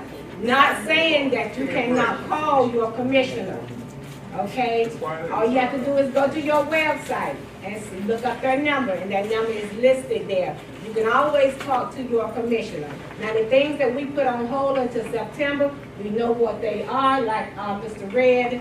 That is something that we cannot go over tonight. There's no solution to Mr. Cox's problem here, but in September, we can come back to the table and we can have a full discussion. I don't want anyone to leave here thinking that we do not solve your problems. Some of the problems that we may have, Brandon Todd's staff may have to take care of it, the mayor's staff may have to take care of it, but however, each commissioner here is responsible, and they do, and I know that they do, take care of their SMD. So with that being said, if anybody want to meet with me afterwards to discuss anything, please do. I will be here. All right, moving right on along. Ms. Ramsey, is Ms. Ramsey here? Office of Campaign Finance? Okay, Ms. Ramsey is not here. Mr. Brent Cisco, Department of Public Works, Department Dog Park. Thank you, Madam Chair. Thank you very much. And thank you, Commissioner Hickman, for letting me be on the agenda tonight. I appreciate it. Brent Cisco with the Department of Parks and Recreation. Want to give a quick update tonight about, a brief update about a couple things about Tacoma. First, I've heard a little bit about the aquatic facility and some upcoming work. And Ms. Dolly, I'm the project manager for that project too, and it's yeah, I'm happy to give a brief update. But we're going to replace the roof and also the HVAC unit because there's a lot of just bad air quality inside of the building. The roof's also leaking a lot, so we're going to take care of that. That's what that fund needs. Also, want to give an update on the Tacoma dog park. DPR received an application from the Northern Ward dog park group. I believe this actually goes back to almost 4 years ago now. Back in 2015, we've been working with this group for a while now to find an appropriate location for a dog park within the Tacoma Park, Recreation Center Park. And they submitted a second application. The first one was denied because it was deemed that it was between the what's now the athletic field, the Price Harper Field, thank you, the Price Harper Field, and the other athletic field, and there's a driveway through there. And the folks know that there was a lot of informal play that was happening. That one was denied, and they reapplied for a new location. It's just due west of the Tacoma Aquatic Center. And I'm sorry, I did bring a handout tonight. Hopefully everybody got a chance to get a copy. But this does have the location, the approved location of that dog park unit. So as I'm sure you know, the Turner Construction is wrapping up the work on Felix over the summer, so that the kids can go back to school in the fall and finish school. So that contractor is going to, right now they have their construction trailers on in the park. When they remove the construction trailers, they're then going to construct the dog park adjacent to the Tacoma Aquatic Center. So they had to remediate the park to bring it back to the before condition. So the DPR leadership and the DCPS leadership got together and were able to work this out so that this approved dog park can go forward. I wanted to give a couple brief updates because it has been a while since we were able to talk with the community and the ANC. The general contractor again is Turner Construction, and it's my understanding they're going to be using the same construction entrance as they are now, which I believe is off of 5th Street. There's a couple different ones, but as of today, that's what we heard. They're using the 5th Street entrance for construction egress. The construction schedule as it is right now is to start at some point in mid-August. We don't know a specific date yet, but we're going to wait. We won't know until they finish all this work and wrap that up. And they have to be finished with this work by October 31st. So on Halloween of this year, we will have a completed dog park. A couple of other things. DPR, we are going to enter into an agreement with a sponsoring group, in this case the Northern Ward 4 folks. And the sponsoring group actually maintains and operates the dog park, including daily opening, cleaning of it, closure of it. Dog parks are typically open every day of the week. Adjustments to the exact times can be made, or it can discuss it between the community and the sponsoring group if there are any issues that arise. All dog parks in the district close at dusk, so when it gets dark, the dog parks are closed. Dog parks, the users are required to control their dogs, obviously, while they're in the dog park, but also control any excessive parking that happens, any excessive noise. We want to be respectful of our neighbors. If there aren't any complaints from the community, we want to make sure this is as clear as it's spelled out in the DCMR. The first step is for the community to reach out to the sponsoring group to come up with, hopefully come up with some mitigation for the issue, whatever the issue might be. But if that doesn't work, DPR is always there to act as a mediator between the community and the sponsoring group to come up with solutions for anything that might come up. We are having a lot of problems with off-leash dogs in the district, so if you do see a dog running off-leash anywhere, please call NPD. We really appreciate that. That's really dangerous, and it's something that our off-leash dog parks are trying to address. Also, if you have an issue with a dog park, you can also call the park rangers. Their number is 202-441-2605. 202-441-2605. So that's really all I have for tonight. Okay, commissioners, any questions? Go ahead. Do you have any details regarding the design features for the park? We do. So we're really early, sort of in conception stages. We know it's going to be approximately 10,000 square feet or so, and we've been talking to the designer. Different dog parks in DC have different surfaces. Some have this gravel sort of stone-based surface, and others have what's called peanut turf. It's almost a synthetic turf surface. So we're looking at the options to see which option works best. And also, I think we're also looking at some dog features like some jump over and stuff like that. So we'll be working with the sponsoring group and any other parties to finalize that as we go forward. And I'm also happy to come out to future ANC meetings or anybody that wishes to speak about it and give updates on a monthly basis. Also, I forgot to mention too, we provide monthly updates to the ANC and the community about what's going on this month for the construction project. So you'll get regular updates on the progress as we move forward. Thank you. Tiffany? So I know in the past that there was some issue that there was this kind of worn path from Coolidge to Van Buren. I think I see it here. Yes, it's triangle. Yeah. Is that gonna interfere with that kind of worn path, or are the kids still gonna have access to that path? That's a good question. That's a path that's been there for a long time. Yeah. We're not going to interfere with that path because that's clearly a walkway people like to take. I think probably back and forth to the metro. I'm Yes. not sure. Yes. But I know Coolidge kids, that was one big thing when I met with the Coolidge kids, that they were like, we're gonna lose our path.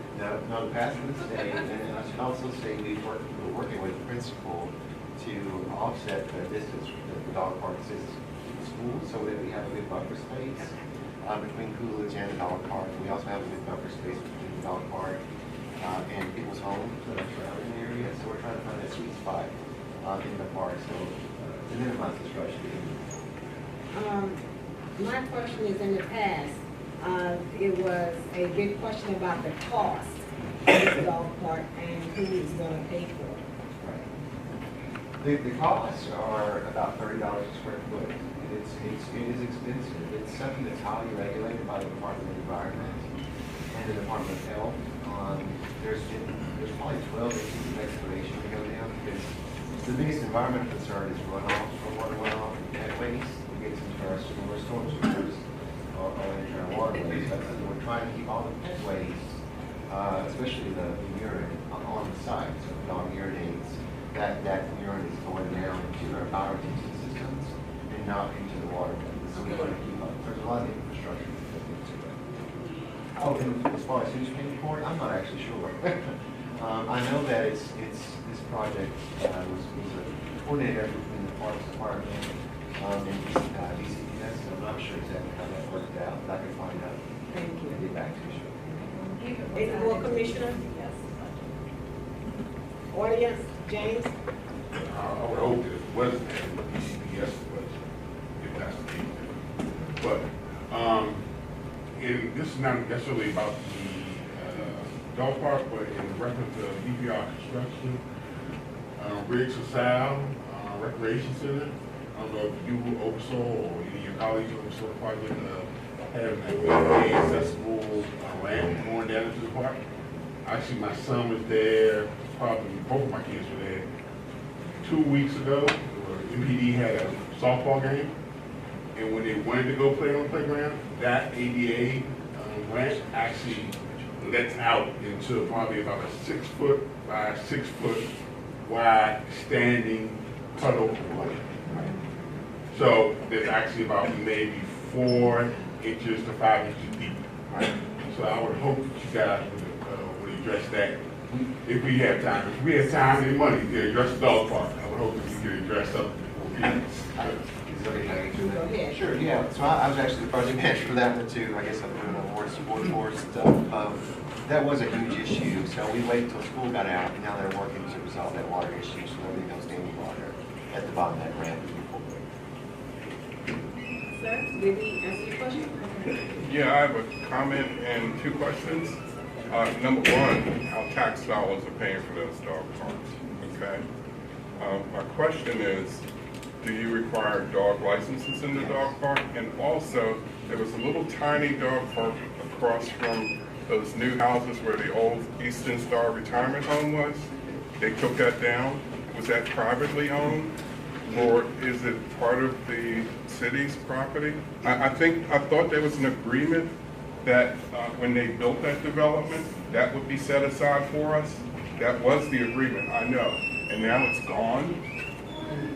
Because I heard a rumor that the neighbors that lived in those new houses there were complaining about other people that didn't live in those new houses were using it too much and they weren't allowed to use it.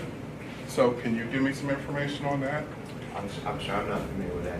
It must be. But I do know for a fact that when that property was developed, there was a set aside for the people that lived in that neighborhood, which I've lived there since '85. I know it was a part of what was supposed to be there for us, and now it's gone. So, which SMD is this, sir? Excuse me? Which SMD? Pardon? Where is it? Peabody and Chillum, right? Right, correct, Yeah. correct. Right Never next to saw that anybody church, do that that. little tiny church, Peabody and Chillum, where the old that's- Eastern retirement home was. Yeah. Okay, That's fine. okay.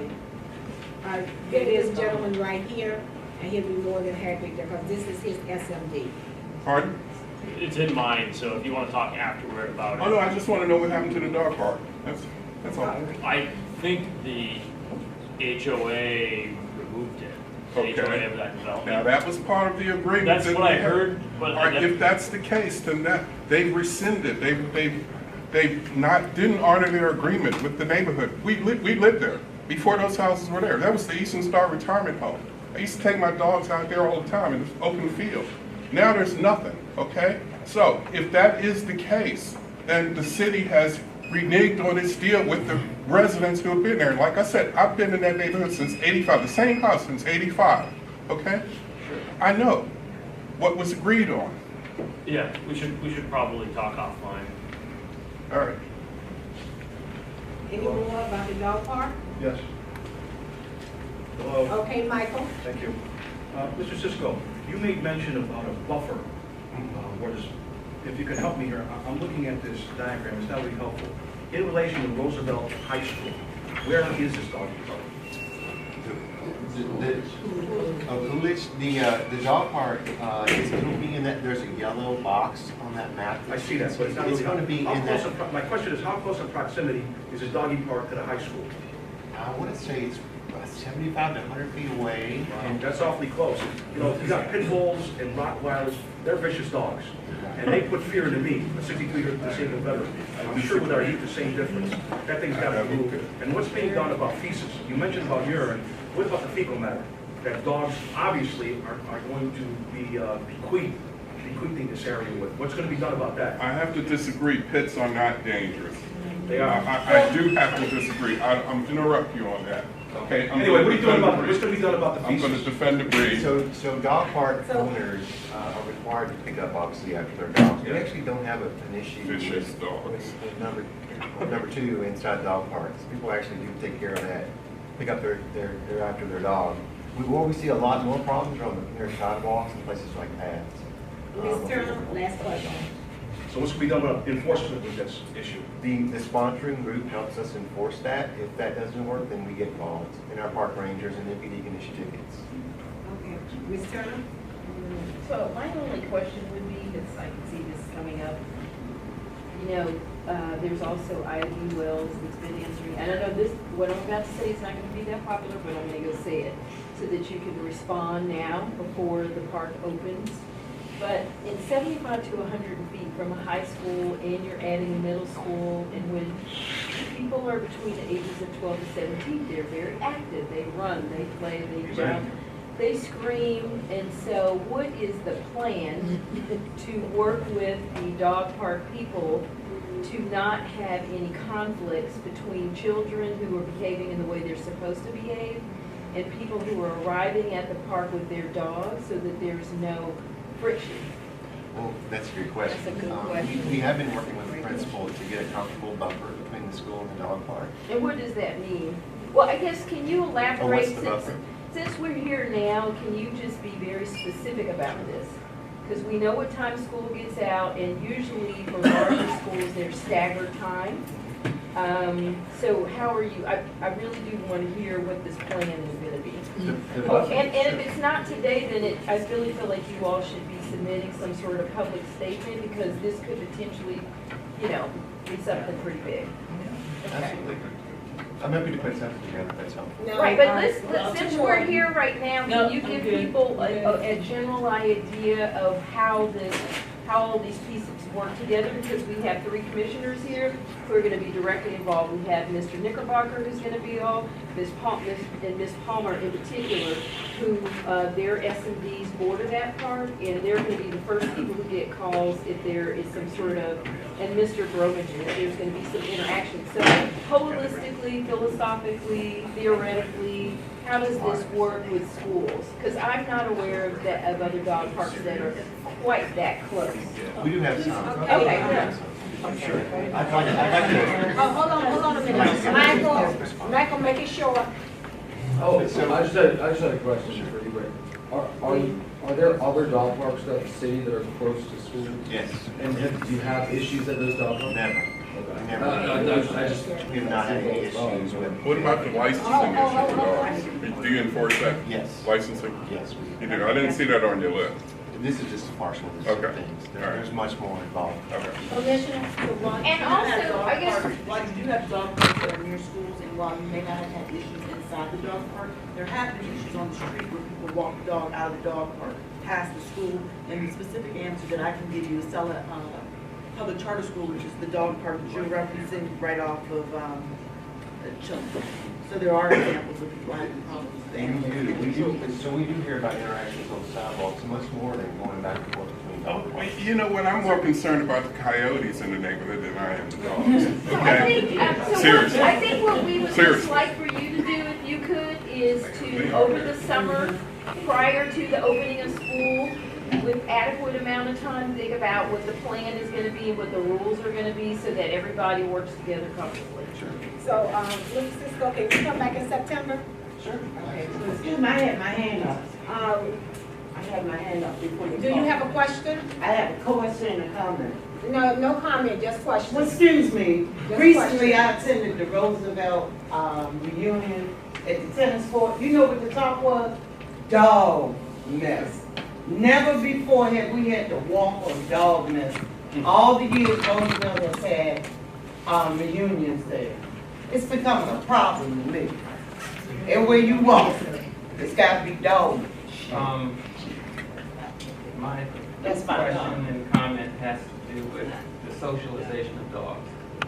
Like, the good thing about dog parks is they teach dogs to socialize. I'm a dog owner. I have a 160-pound American Bulldog.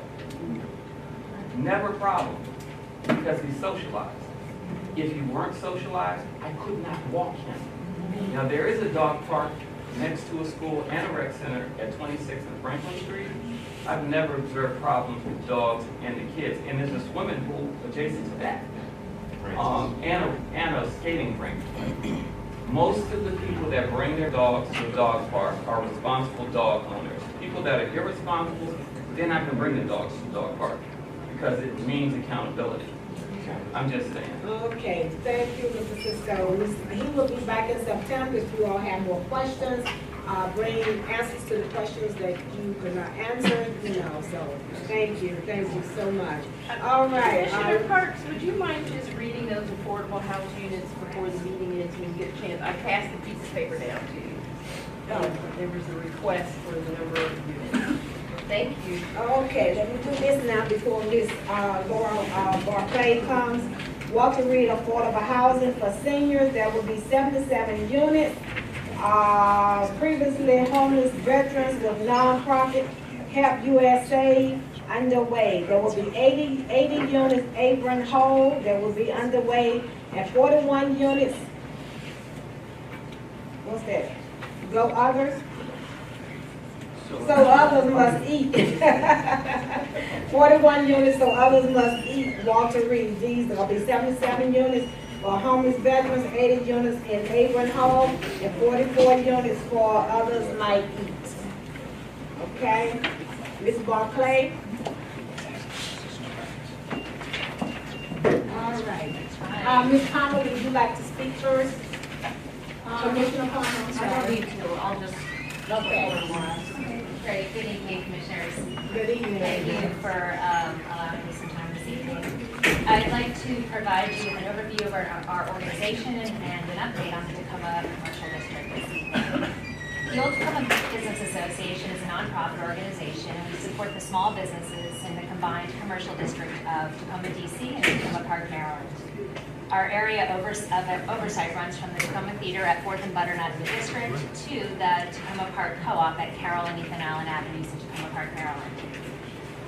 We are also known as Main Street Tacoma, as we are officially Main Street on the Maryland side, and with that, we structure our work using the guiding principles of the National Main Street Organization. We were started in 2004 by a cross-jurisdictional group of businesses and property owners, and we have a board of directors made up of business owners, property owners, and residents from both Tacoma, DC and Tacoma Park, Maryland. We support a combined total of almost 120 businesses. We're a membership organization, encourage all of our businesses to join, but we support all of our small businesses whether they're a member or not. We support the businesses through a variety of ways: low interest loans, technical support, general promotion of the entire commercial district through our Main Street Tacoma website, social media, and through events. You may have seen our list of activities that we compile each week called the Suites at Tacoma.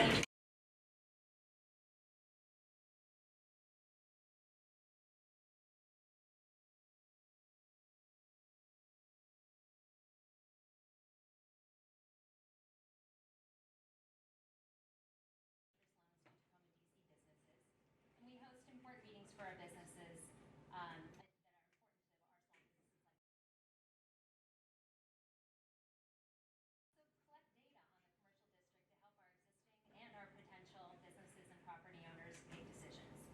We've hired a consultant to create a retail market analysis, which helps us understand the types of businesses in our commercial district and make projections on what we can use more of based on economic indicators. We have also run a Where Are You Visiting From campaign to collect data from where our customers come from and has to help our businesses know where advertising and promotional efforts should be directed.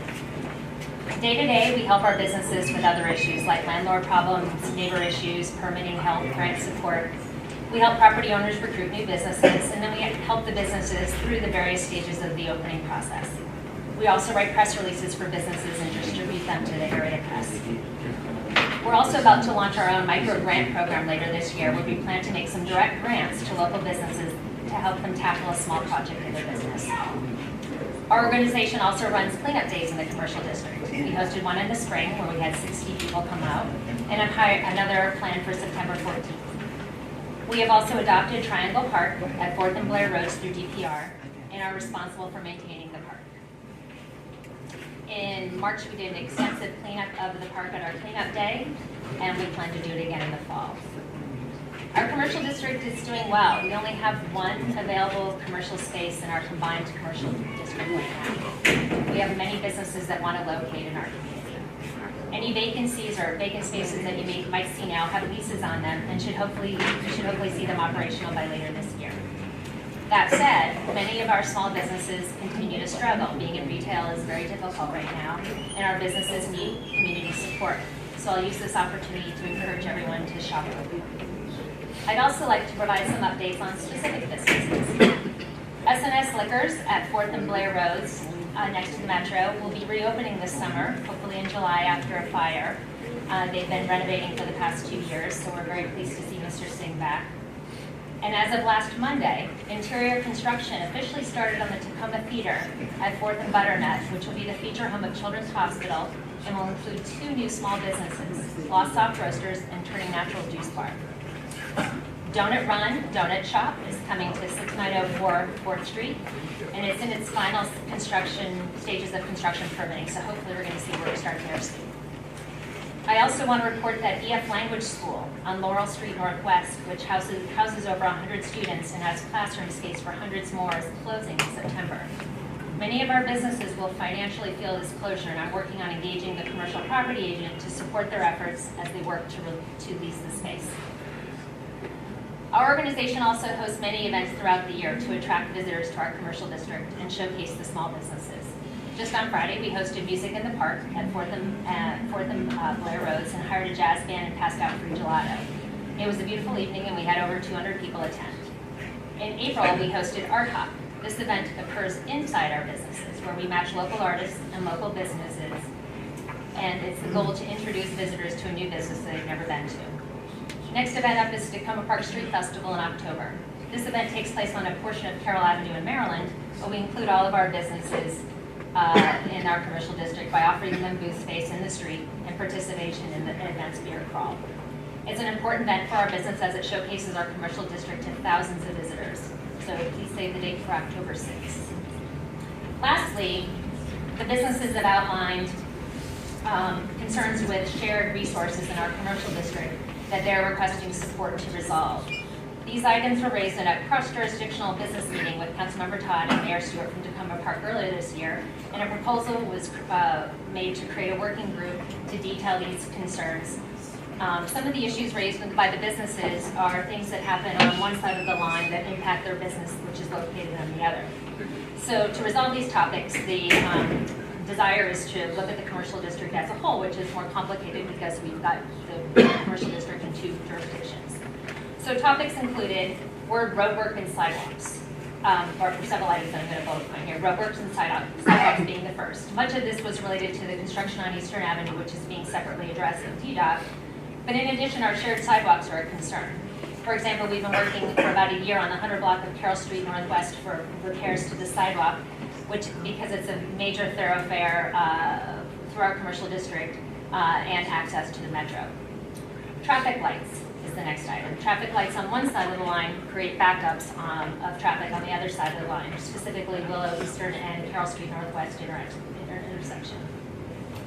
Parking for businesses may be across the line. For example, Busboys and Poets in the district does not have parking but relies on Tacoma Park, Maryland lots for its customers, but there's not good signage to get them there.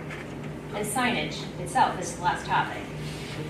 In addition to parking, directional signage is desired, as well as identity signage to indicate that visitors have entered the commercial district. And you may have noticed these types of signs in other neighborhoods around DC, like Tucson or Georgetown.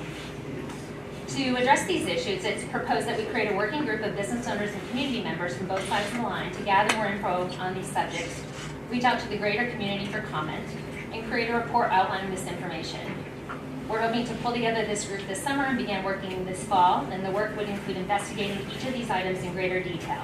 It could include counting car backups at the intersection, identifying other areas of traffic concern, making recommendations for where parking signage would go. The group would then share this info with the community for feedback, and then all of the info capture would be consolidated into a report of recommendations, which would be presented to elected officials on both sides of the line, with the hope that the issues would be addressed. So I'm here to share that we're working on this project now with the hope that we'll come back and present the report to you all, which we can hopefully work on together to resolve. So, Thank Thank you. Commissioners, any questions? I just want to say thank you, Laura, for all your hard work. Thank you, really appreciate it, and it's a wonderful cross-jurisdictional effort. Appreciate it. Thank you. I wanted to echo Commissioner Palmer's comments to tell you that the Friday event was fabulous, that my kids really enjoyed it, as did everybody else in my family, and wanted to say the 100 block of Carroll Street Northwest, has been a priority of mine, and I have spoken directly to the director of DDOT about it, but I wanted to add that if someone from the mayor's office or from the council member's office wanted to echo my comments and raise that that's a priority, that sidewalk repair on that block, I would appreciate that as well. This is a confusing block. The sidewalk is in the district, but the yard next to it and the building is Maryland, so. I had separately raised it. Yes, we are all going to keep pushing on it, yeah. And I want to say thank you to you and Aaron, because this report that you gave is way much better than the last one last year. So Aaron, thank you for this, and thank you for your report. Thank you so much. Okay, any questions, more audience questions? Yeah, is that strip on Third Street, the commercial strip, is that included, has that ever been talked about including them in the greater Old Zone business? It hasn't, but funny enough, I just was at a meeting and they are now included with the new Riggs Road Main Street. They got looped in. It's kind of an odd linking. But they're being cared for by a business association though. Any more questions? Thank you, Lauren. All Thank right, you. looking forward to hearing from you again. Thank you. All right, consent calendars. And we're gonna move right along with these. We have 4B, 190602, 0601, 0602, 0603, 0604, and 0605. And 01 is supporting installation of the roof solar panel at 6824 5th Street. And 02 is supporting the shuttle bus for incoming Ivy Well students. 603 is supporting pedestrian safety improvement by the Tacoma Metro Station. And 0604 is supporting proposed design for the parks at Walter Reed Building O. And 0605 supporting proposed design for the parks at Walter Reed Building P. I make a motion to approve the calendar. Second. Okay, it has been, the promotion is on the floor, and it has been second. All in favor? Aye. Consent calendar is approved. All resolutions. Okay, we have 8 and 1 absentee. Okay, Commissioner Jeff, 060606, support a proposed design for 218 Cedar Street Northwest. Yes, we've heard a bit about Cedar Street already this evening. The developer is going to the Historic Preservation Review Board at the continuation date for this month, which is, I believe, in July. They have been before the community a few times, as is noted in the draft resolution. We held a community meeting in April. We asked that they come back and present, not vote, but just to present to us again in May at our ANC meeting. I have heard from numerous people, both opposed and supportive. We have received numerous comments. I have done my best to convey the comments that we have heard about the development to the developer and what the community is talking about, supportive of, not supportive of. Numerous changes have been made over the course of the different iterations of the proposal, and if it would be okay with the chair, perhaps the developer could just provide very brief 2-minute update on the changes they have made. Yes. If they would like. Sure. All right, 2 minutes. I'm Michaela Slinsky with 218 Cedar Street. Speak up, sweet, I can barely hear you up here. I'm Michaela Kalinsky with the Neighborhood Development Company. We are going to 18 Cedar Street to develop the 18 Cedar Street property. So as Mr. Roman has stated, we've been back and forth here with the community over the past 3 months, working to try our best to address the concerns regarding the building, the site. We know it's a very unique site and how it sits between the low-density single-family homes and the commercial up on Carroll Street. And so this last iteration that's been submitted for review with Historic, we have really taken great efforts to try and maintain the relationship between those two different types of uses by step back the penthouse significantly in order to help minimize that view. We have taken the north side, northwest corner on Cedar, and if you look at the HB 201, I think. Oh, sorry.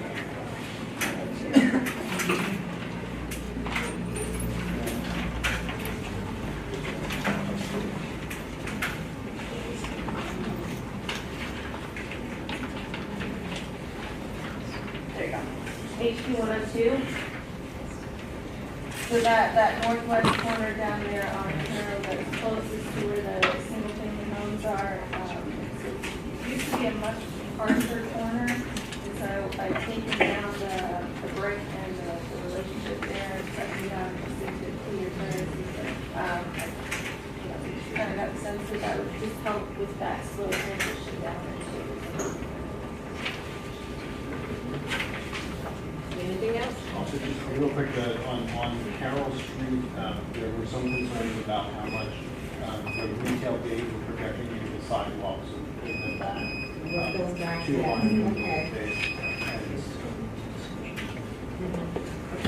We can go ahead, we're going into discussion, but any questions, Commissioner? I just wanted to thank him for being responsible. I was the one with the concerns about maintaining the width of the sidewalk along Carroll Street, because I think one of the major community benefits about this project is the improved sidewalk for everybody to use. The sidewalk in front of 7-Eleven is probably one of the weakest connection points for people trying to access our commercial district.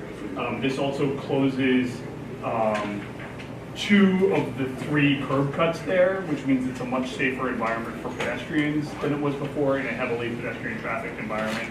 And so I think that's overall a good benefit.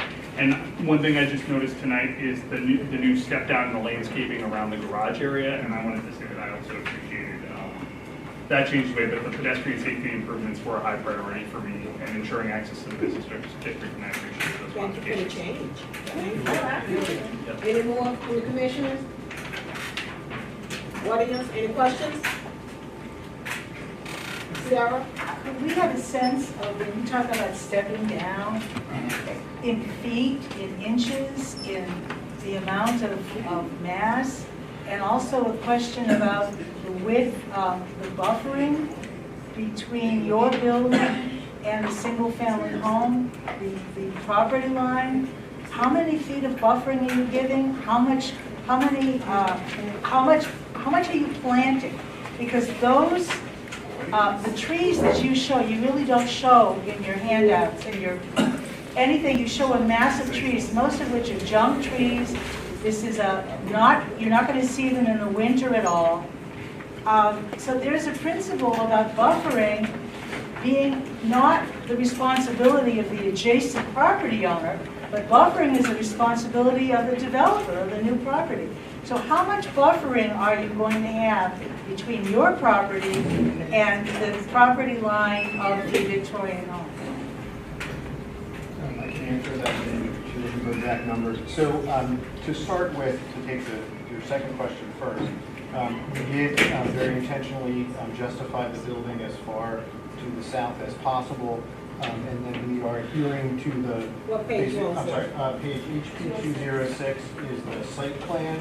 And I went to that page just so that I could, so you can see that the building is justified as far south as we could, and therefore keeping the 15-foot. So in terms of dimensions, there's a 15-foot side yard that separates the end of our building to the property line. And 15 feet. Yes, ma'am. So 15 feet, could you pace out 15 feet?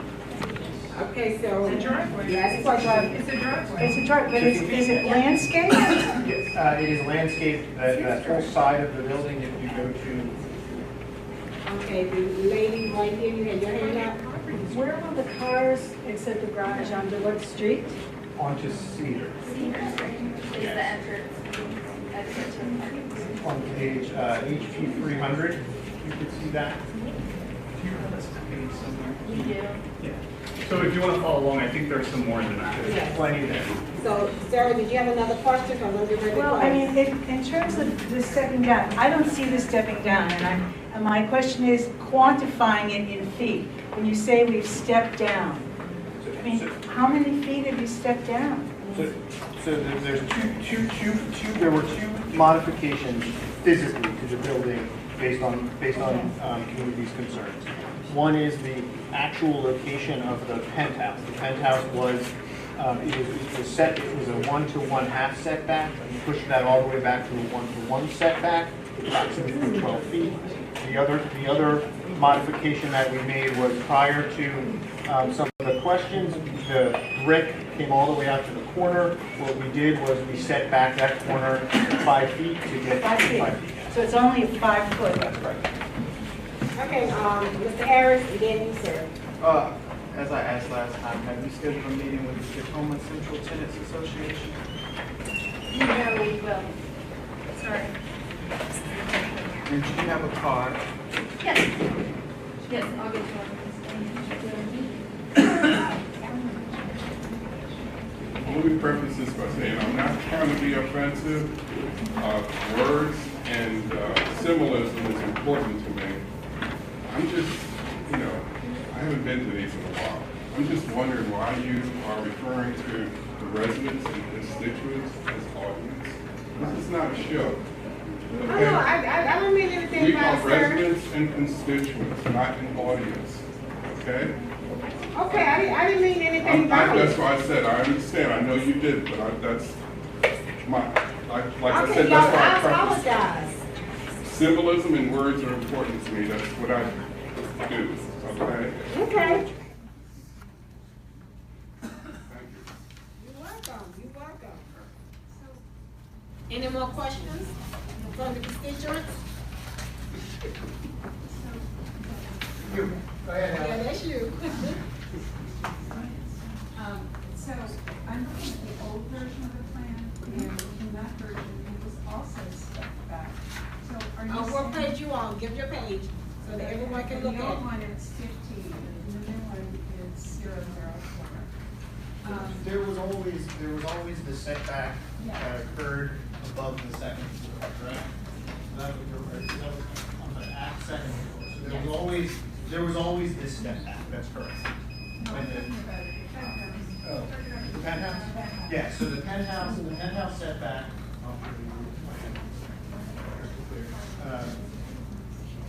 We're gonna have one more question and. We just don't see the change. Okay, so you're looking at a penthouse plan. The previous penthouse plan would have the floor of the Cedar Street extent of it along here, similar to setback at the back. And now it is a full 1-to-1 setback from here to here. That, But 1-to-1, how many, what does that mean in terms of feet? it's about 12 feet.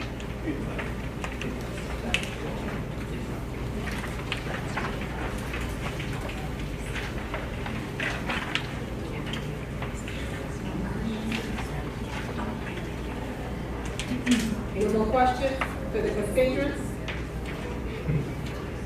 I wasn't trying to be. I'm gonna please. I'll make a motion to pass this resolution. You making a motion? Yeah, I'm moving it. Second? Okay, everyone has heard. All the commissioners, motion is on the floor. All those in favor, raise your hand, or do you want a, okay. All those not in favor?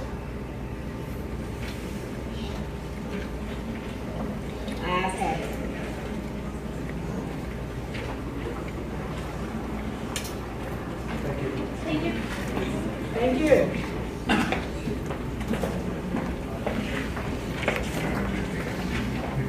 Okay, number 14, letter of inquiry, calling for response to concerns regarding safety and maintenance issues at Recreation Center and ANC 4B. Ready, Commissioner? Yes, hopefully people have had an opportunity to see a copy of the letter that we brought that would have been in the back. So we've heard from the police report earlier about some events that happened near our rec centers. We have been hearing from numerous constituents about issues with rec centers in 4B. We thought that it was important that we take an opportunity to respond as a commission in a way that was holistic and representative of all of the concerns that we were hearing. My name is attached to this, but we worked as a group on it. So that's the genesis.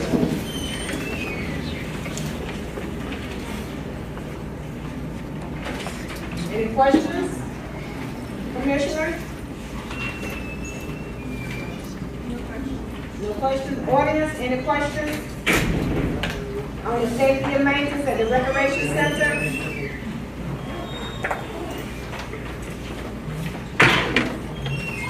You want to make a motion?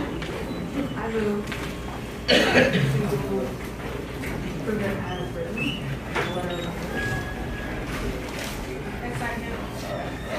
It has been, a motion has been, motion and it's been second. All in favor? Aye. Anyone opposed? Okay, number 15, resolution 4B 190607, requesting removal of bus stop shelter at 6134 New Hampshire Avenue. On the road tonight, baby. I know. On Northeast. I've had a busy week. Got a busy month. This is one that's last. Yes, this, exactly. This is an issue that was dealt with by this commission last year. The resolution, as far as I can tell, never got submitted to DDOT. And DDOT has not been responsive to me about whether or not they received it and would be doing anything about it. So rather than continue to ask them whether they received a resolution, I figured it would be easier for us to pass a new one and then allow me to work it as best I can for my constituent. This your house, right? Yes. The shelter is right in front of her home. There have been numerous public safety concerns, which I believe to be valid. And I know that the shelter is a public amenity, but in this instance, I think there's a overwhelming concern. Would you like to speak? Yes, as you said, this was voted on May. What's your name, sweetie? I'm sorry, Miranda Quickson. I reside at 6134 New Hampshire Avenue, Northeast. There's a bus shelter at the bus stop there in front of my home, and it has been an issue for the past 3 years. And I've called the police 2 times. There have been times I've gone out there and asked them to leave. And recently, when I was responding to your last email, a guy got mad at my daughter because his daughter was digging in my yard, sprinkler came on, and he cursed my daughter out and said he hopes my house burned down. Now, he didn't make out an actual threat legally, but it's a threat. So this is what I could have been putting up with the past 3 years. People, you see these, I don't have pictures for everyone. Here's a guy here sleep on my wall. He wouldn't get up. I had to call the police. Here you can see guys sitting here hanging out there not getting on the bus. This is all the time. The bus, it messes with the bus schedule because he'll slow down and then he'll pull off, or he doesn't stop at all when someone's legitimately waiting for the bus because he thinks they're just hanging out. Here people think they're on my wall again. They throw their trash down, they stand on the grass, kill the grass. Actually on the steps. When I ask people to leave, they curse me out. Okay, thank you. Questions from the commissioners? So I just want to thank you for coming out and speaking on this. I generally just going to be straight up with you because I believe a straight up way of dealing with other folks. I'm not going to be supporting Commissioner Bromlin's resolutions. I believe that so first of all, I think that it may actually make your problem worse because the people, this resolution only calls for removing of the shelter, not the stop itself. So if you remove the shelter and not the stop itself, the people that are currently inside the shelter, I think maybe on your retaining wall and maybe on your steps even more. I can take care of that. I also just think that as someone who uses the bus heavily and uses the bus with children and needs a place to wait out of the rain and stuff, these are community assets that we need. And I understand, and I wish MPD would step up more for you on this issue. But on the other hand, I think these are community assets, and this is unfortunate what's going on with you, but I don't think removing the bus shelter will help you. First of all, you're saying that it's more important that you have shelter than my safety. I take exception to that. Because not every bus stop has a shelter. If you're going to use that premise, then everyone should have one. I would 100% support the installation of you a want shelter shelter, bring it at on any Friday. place in the city. Okay. Right? Any stop should have shelter, and I will support any resolution for any of But them. not in my home with my life. Go ahead, no. What's name's next? But my question is similar to his. What would be the ultimate outcome if the shelter is removed? The bus stop is going to remain there. So what measures will be put into place to? I don't know that the bus stop is going to remain. I mean, I at least ask for the shelter because people are using the shelter to hang out. They're not going to hang out there if there's only a bus stop. My concern is they would hang out on your stairs. No. Those people who hang there, they don't hang. Those people sitting on my steps are people waiting on the bus. So let me add some, I understand, I'm adjacent to this SC. Go ahead. So let me add some clarifying points to this issue. There are other shelters on New Hampshire Avenue where people do not hang out. The reason that this is a hangout is because it's across the street from the liquor store. The residents aren't in the bus shelter. It's only the people that are not attempting to catch a bus. From the They are open actually drug market. scaring away people that are waiting for a bus. So they walk to a different bus stop or don't cross the street until just before the bus comes, so that they're not dealing with the crowd of people that she's specifically referencing. So while I appreciate your desire to have, shelters at every bus stop, the issue isn't that they'll then, people that are actually catching the bus will then not have shelter. The issue is more so, what can we do to alleviate the issue that she's having with people that aren't even catching the bus? Hold on, sir. Commissioners first, and then I get to you. Any more commissioners? All right, James, and then you, sir. So I come to you as a resident that has lived in the community for 36 years. Historically, we've had issues with other bus stops in the neighborhood, but they have not been removed, and we're not advocating for them to be removed as well. I also come to you as the president of Citizens Aware, a neighborhood organization that represents probably about 100 or so homes right across New Hampshire Avenue. I know my members, last year when this was brought up, this actually kind of was snuck in, so I'm glad I was here. But I'm the president of Citizens Aware, which is the organization that's known on the other side of New Hampshire Avenue. I wasn't made aware of it. So in my opinion, in my opinion, this today, because I wasn't notified by you. So that's why I can say it. That's my personal opinion. So this is part of your jurisdiction? Yeah, correct. Okay. So my members are staunchly opposed to it. I've had meetings, have a very good working relationship with not only MPD, but actually Metro Police, where we have, and Tacoma Park Police, PG County Police, where we have our meetings on the second Wednesday of the month at Christian Reformed Church. The lieutenant will come out, no problem, he'll send plainclothes officers out. It has been an issue where individuals stayed at the bus stop, more so probably by the liquor store on Eastern Avenue. But this is a resolution that benefits, it's clearly wrote, the owner, one resident. As an ANC, this is not benefiting the community. And it's funny because the dog park was brought up earlier. that was built by the HOA, the actual neighborhood that she lives in, this bus stop actually was a part of the agreement with that same community to be built, to be funded, Are you arguing? Pardon? Are you arguing to keep the bus stop or to keep the shelter? The shelter. The shelter. I'm trying to follow. No, the bus stop was actually there already. Okay. But the shelter was actually funded by the community that this home is adjacent to this home. Right. So this is a community benefit that was brought to the community. Now, I'm not opposed to us, writing letters to the police department, stepping up our issues that way. Or, if you have issues with the wall, that's your wall, you can put some, whatever, to discourage somebody from laying down on your wall. I hear your concerns. But to take away a bus shelter that serves the whole community, when this resolution is wrote to serve one person, and stop, excuse me, Mr. Commissioner Bridger, you represent a whole community. So I'm coming to you.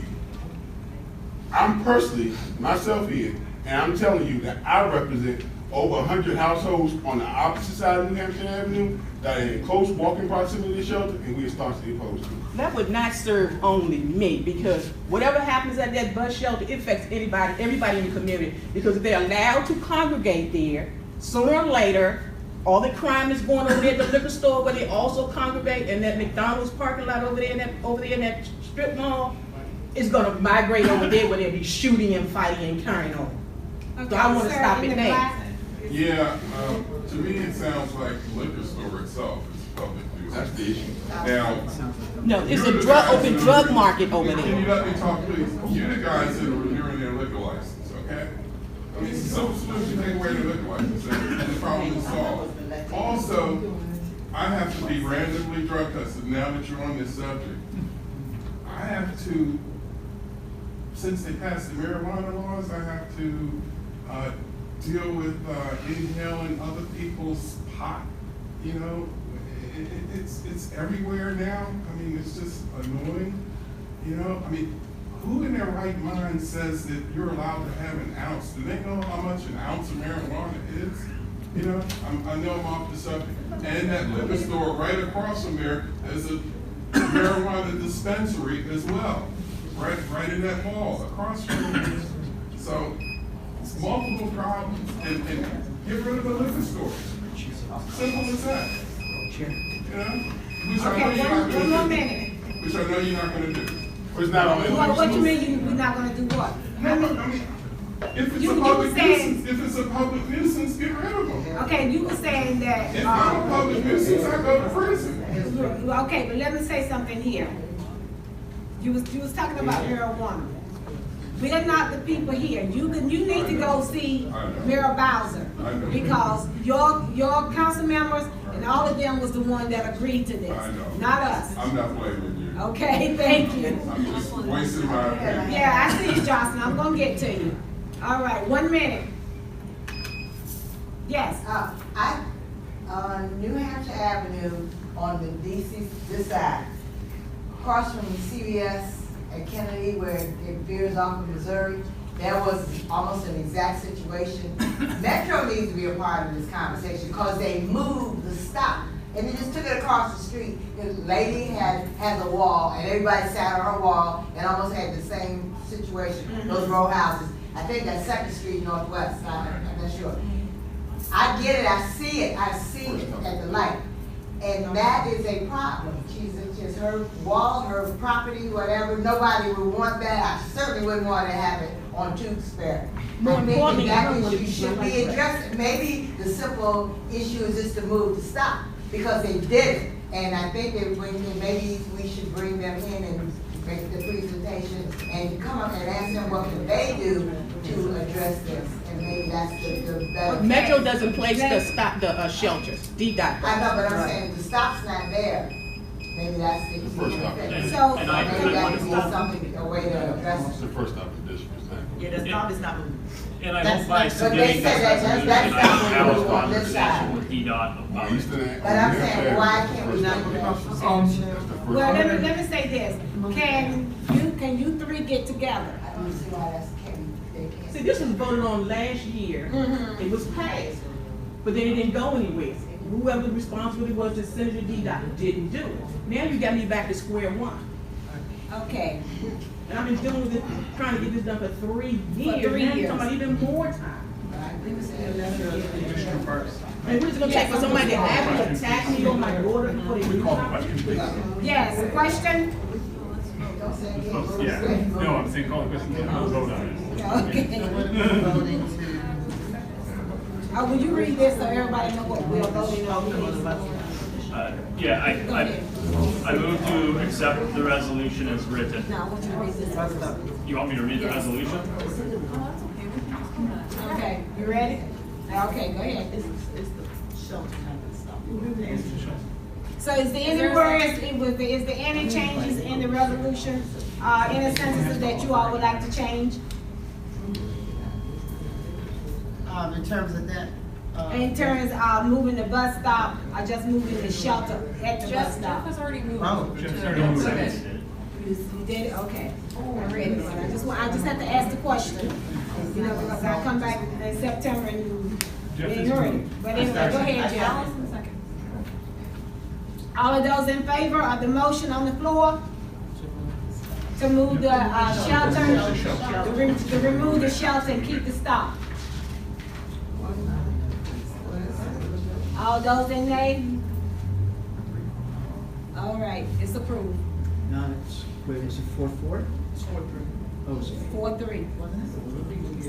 We might as well do a roll call vote. Roll call vote. Just do a roll call vote, and read down the name. Yeah. Let's do a roll call vote. Because those three, us four. Go ahead. Okay, 4B01, Nay. 4B02, nay, 4B03, yeah. 4B04, Yes. 4B05. Oh, wait a minute, no. You, to remove it? Yes. Yes, to remove the Just the shelter. shelter. The motion is You written. remove the shelter, yes. Okay, 4B05, 4B06, Nay. 4B07, Yes. 4B08, Yes. 4B09. Yes.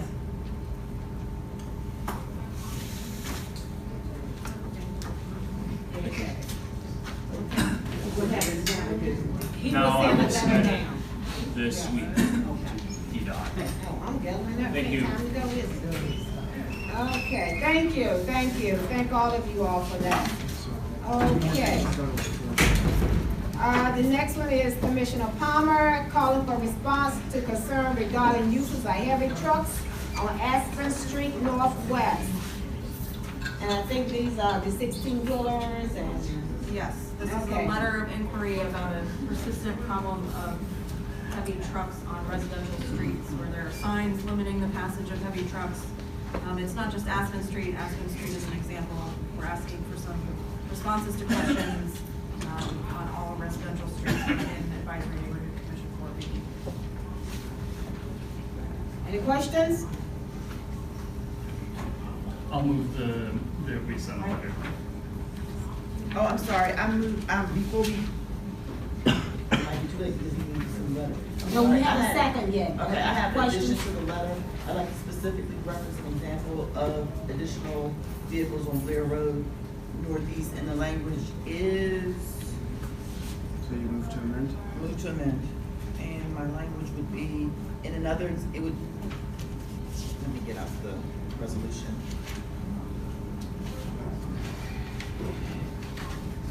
The addition would say, in another example, aggregate and Timbertown trash repeatedly used Blair Road, and while calls have been made to these companies to alert management and request corrective action, no action has been taken.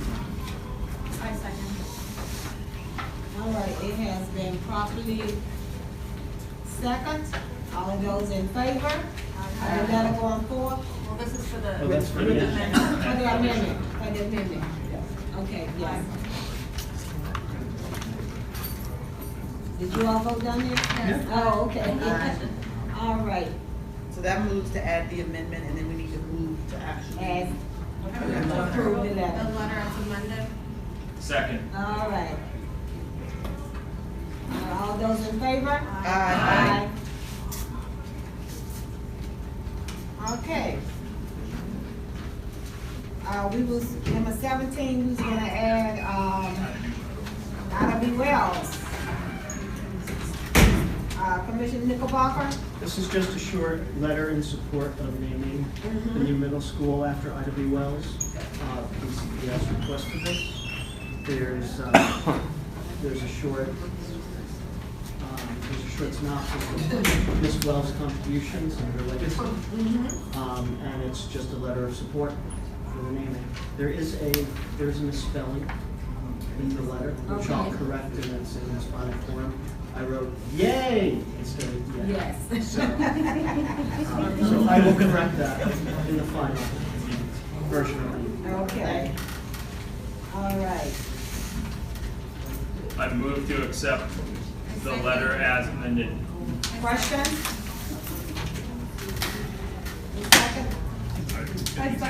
Okay. All those in favor? Aye. Nay? They left? Thank you. I move to adjourn. Second. Thank you, everybody, for coming out tonight. Thank you all for coming out. Constituents, thank you all. See you all in September.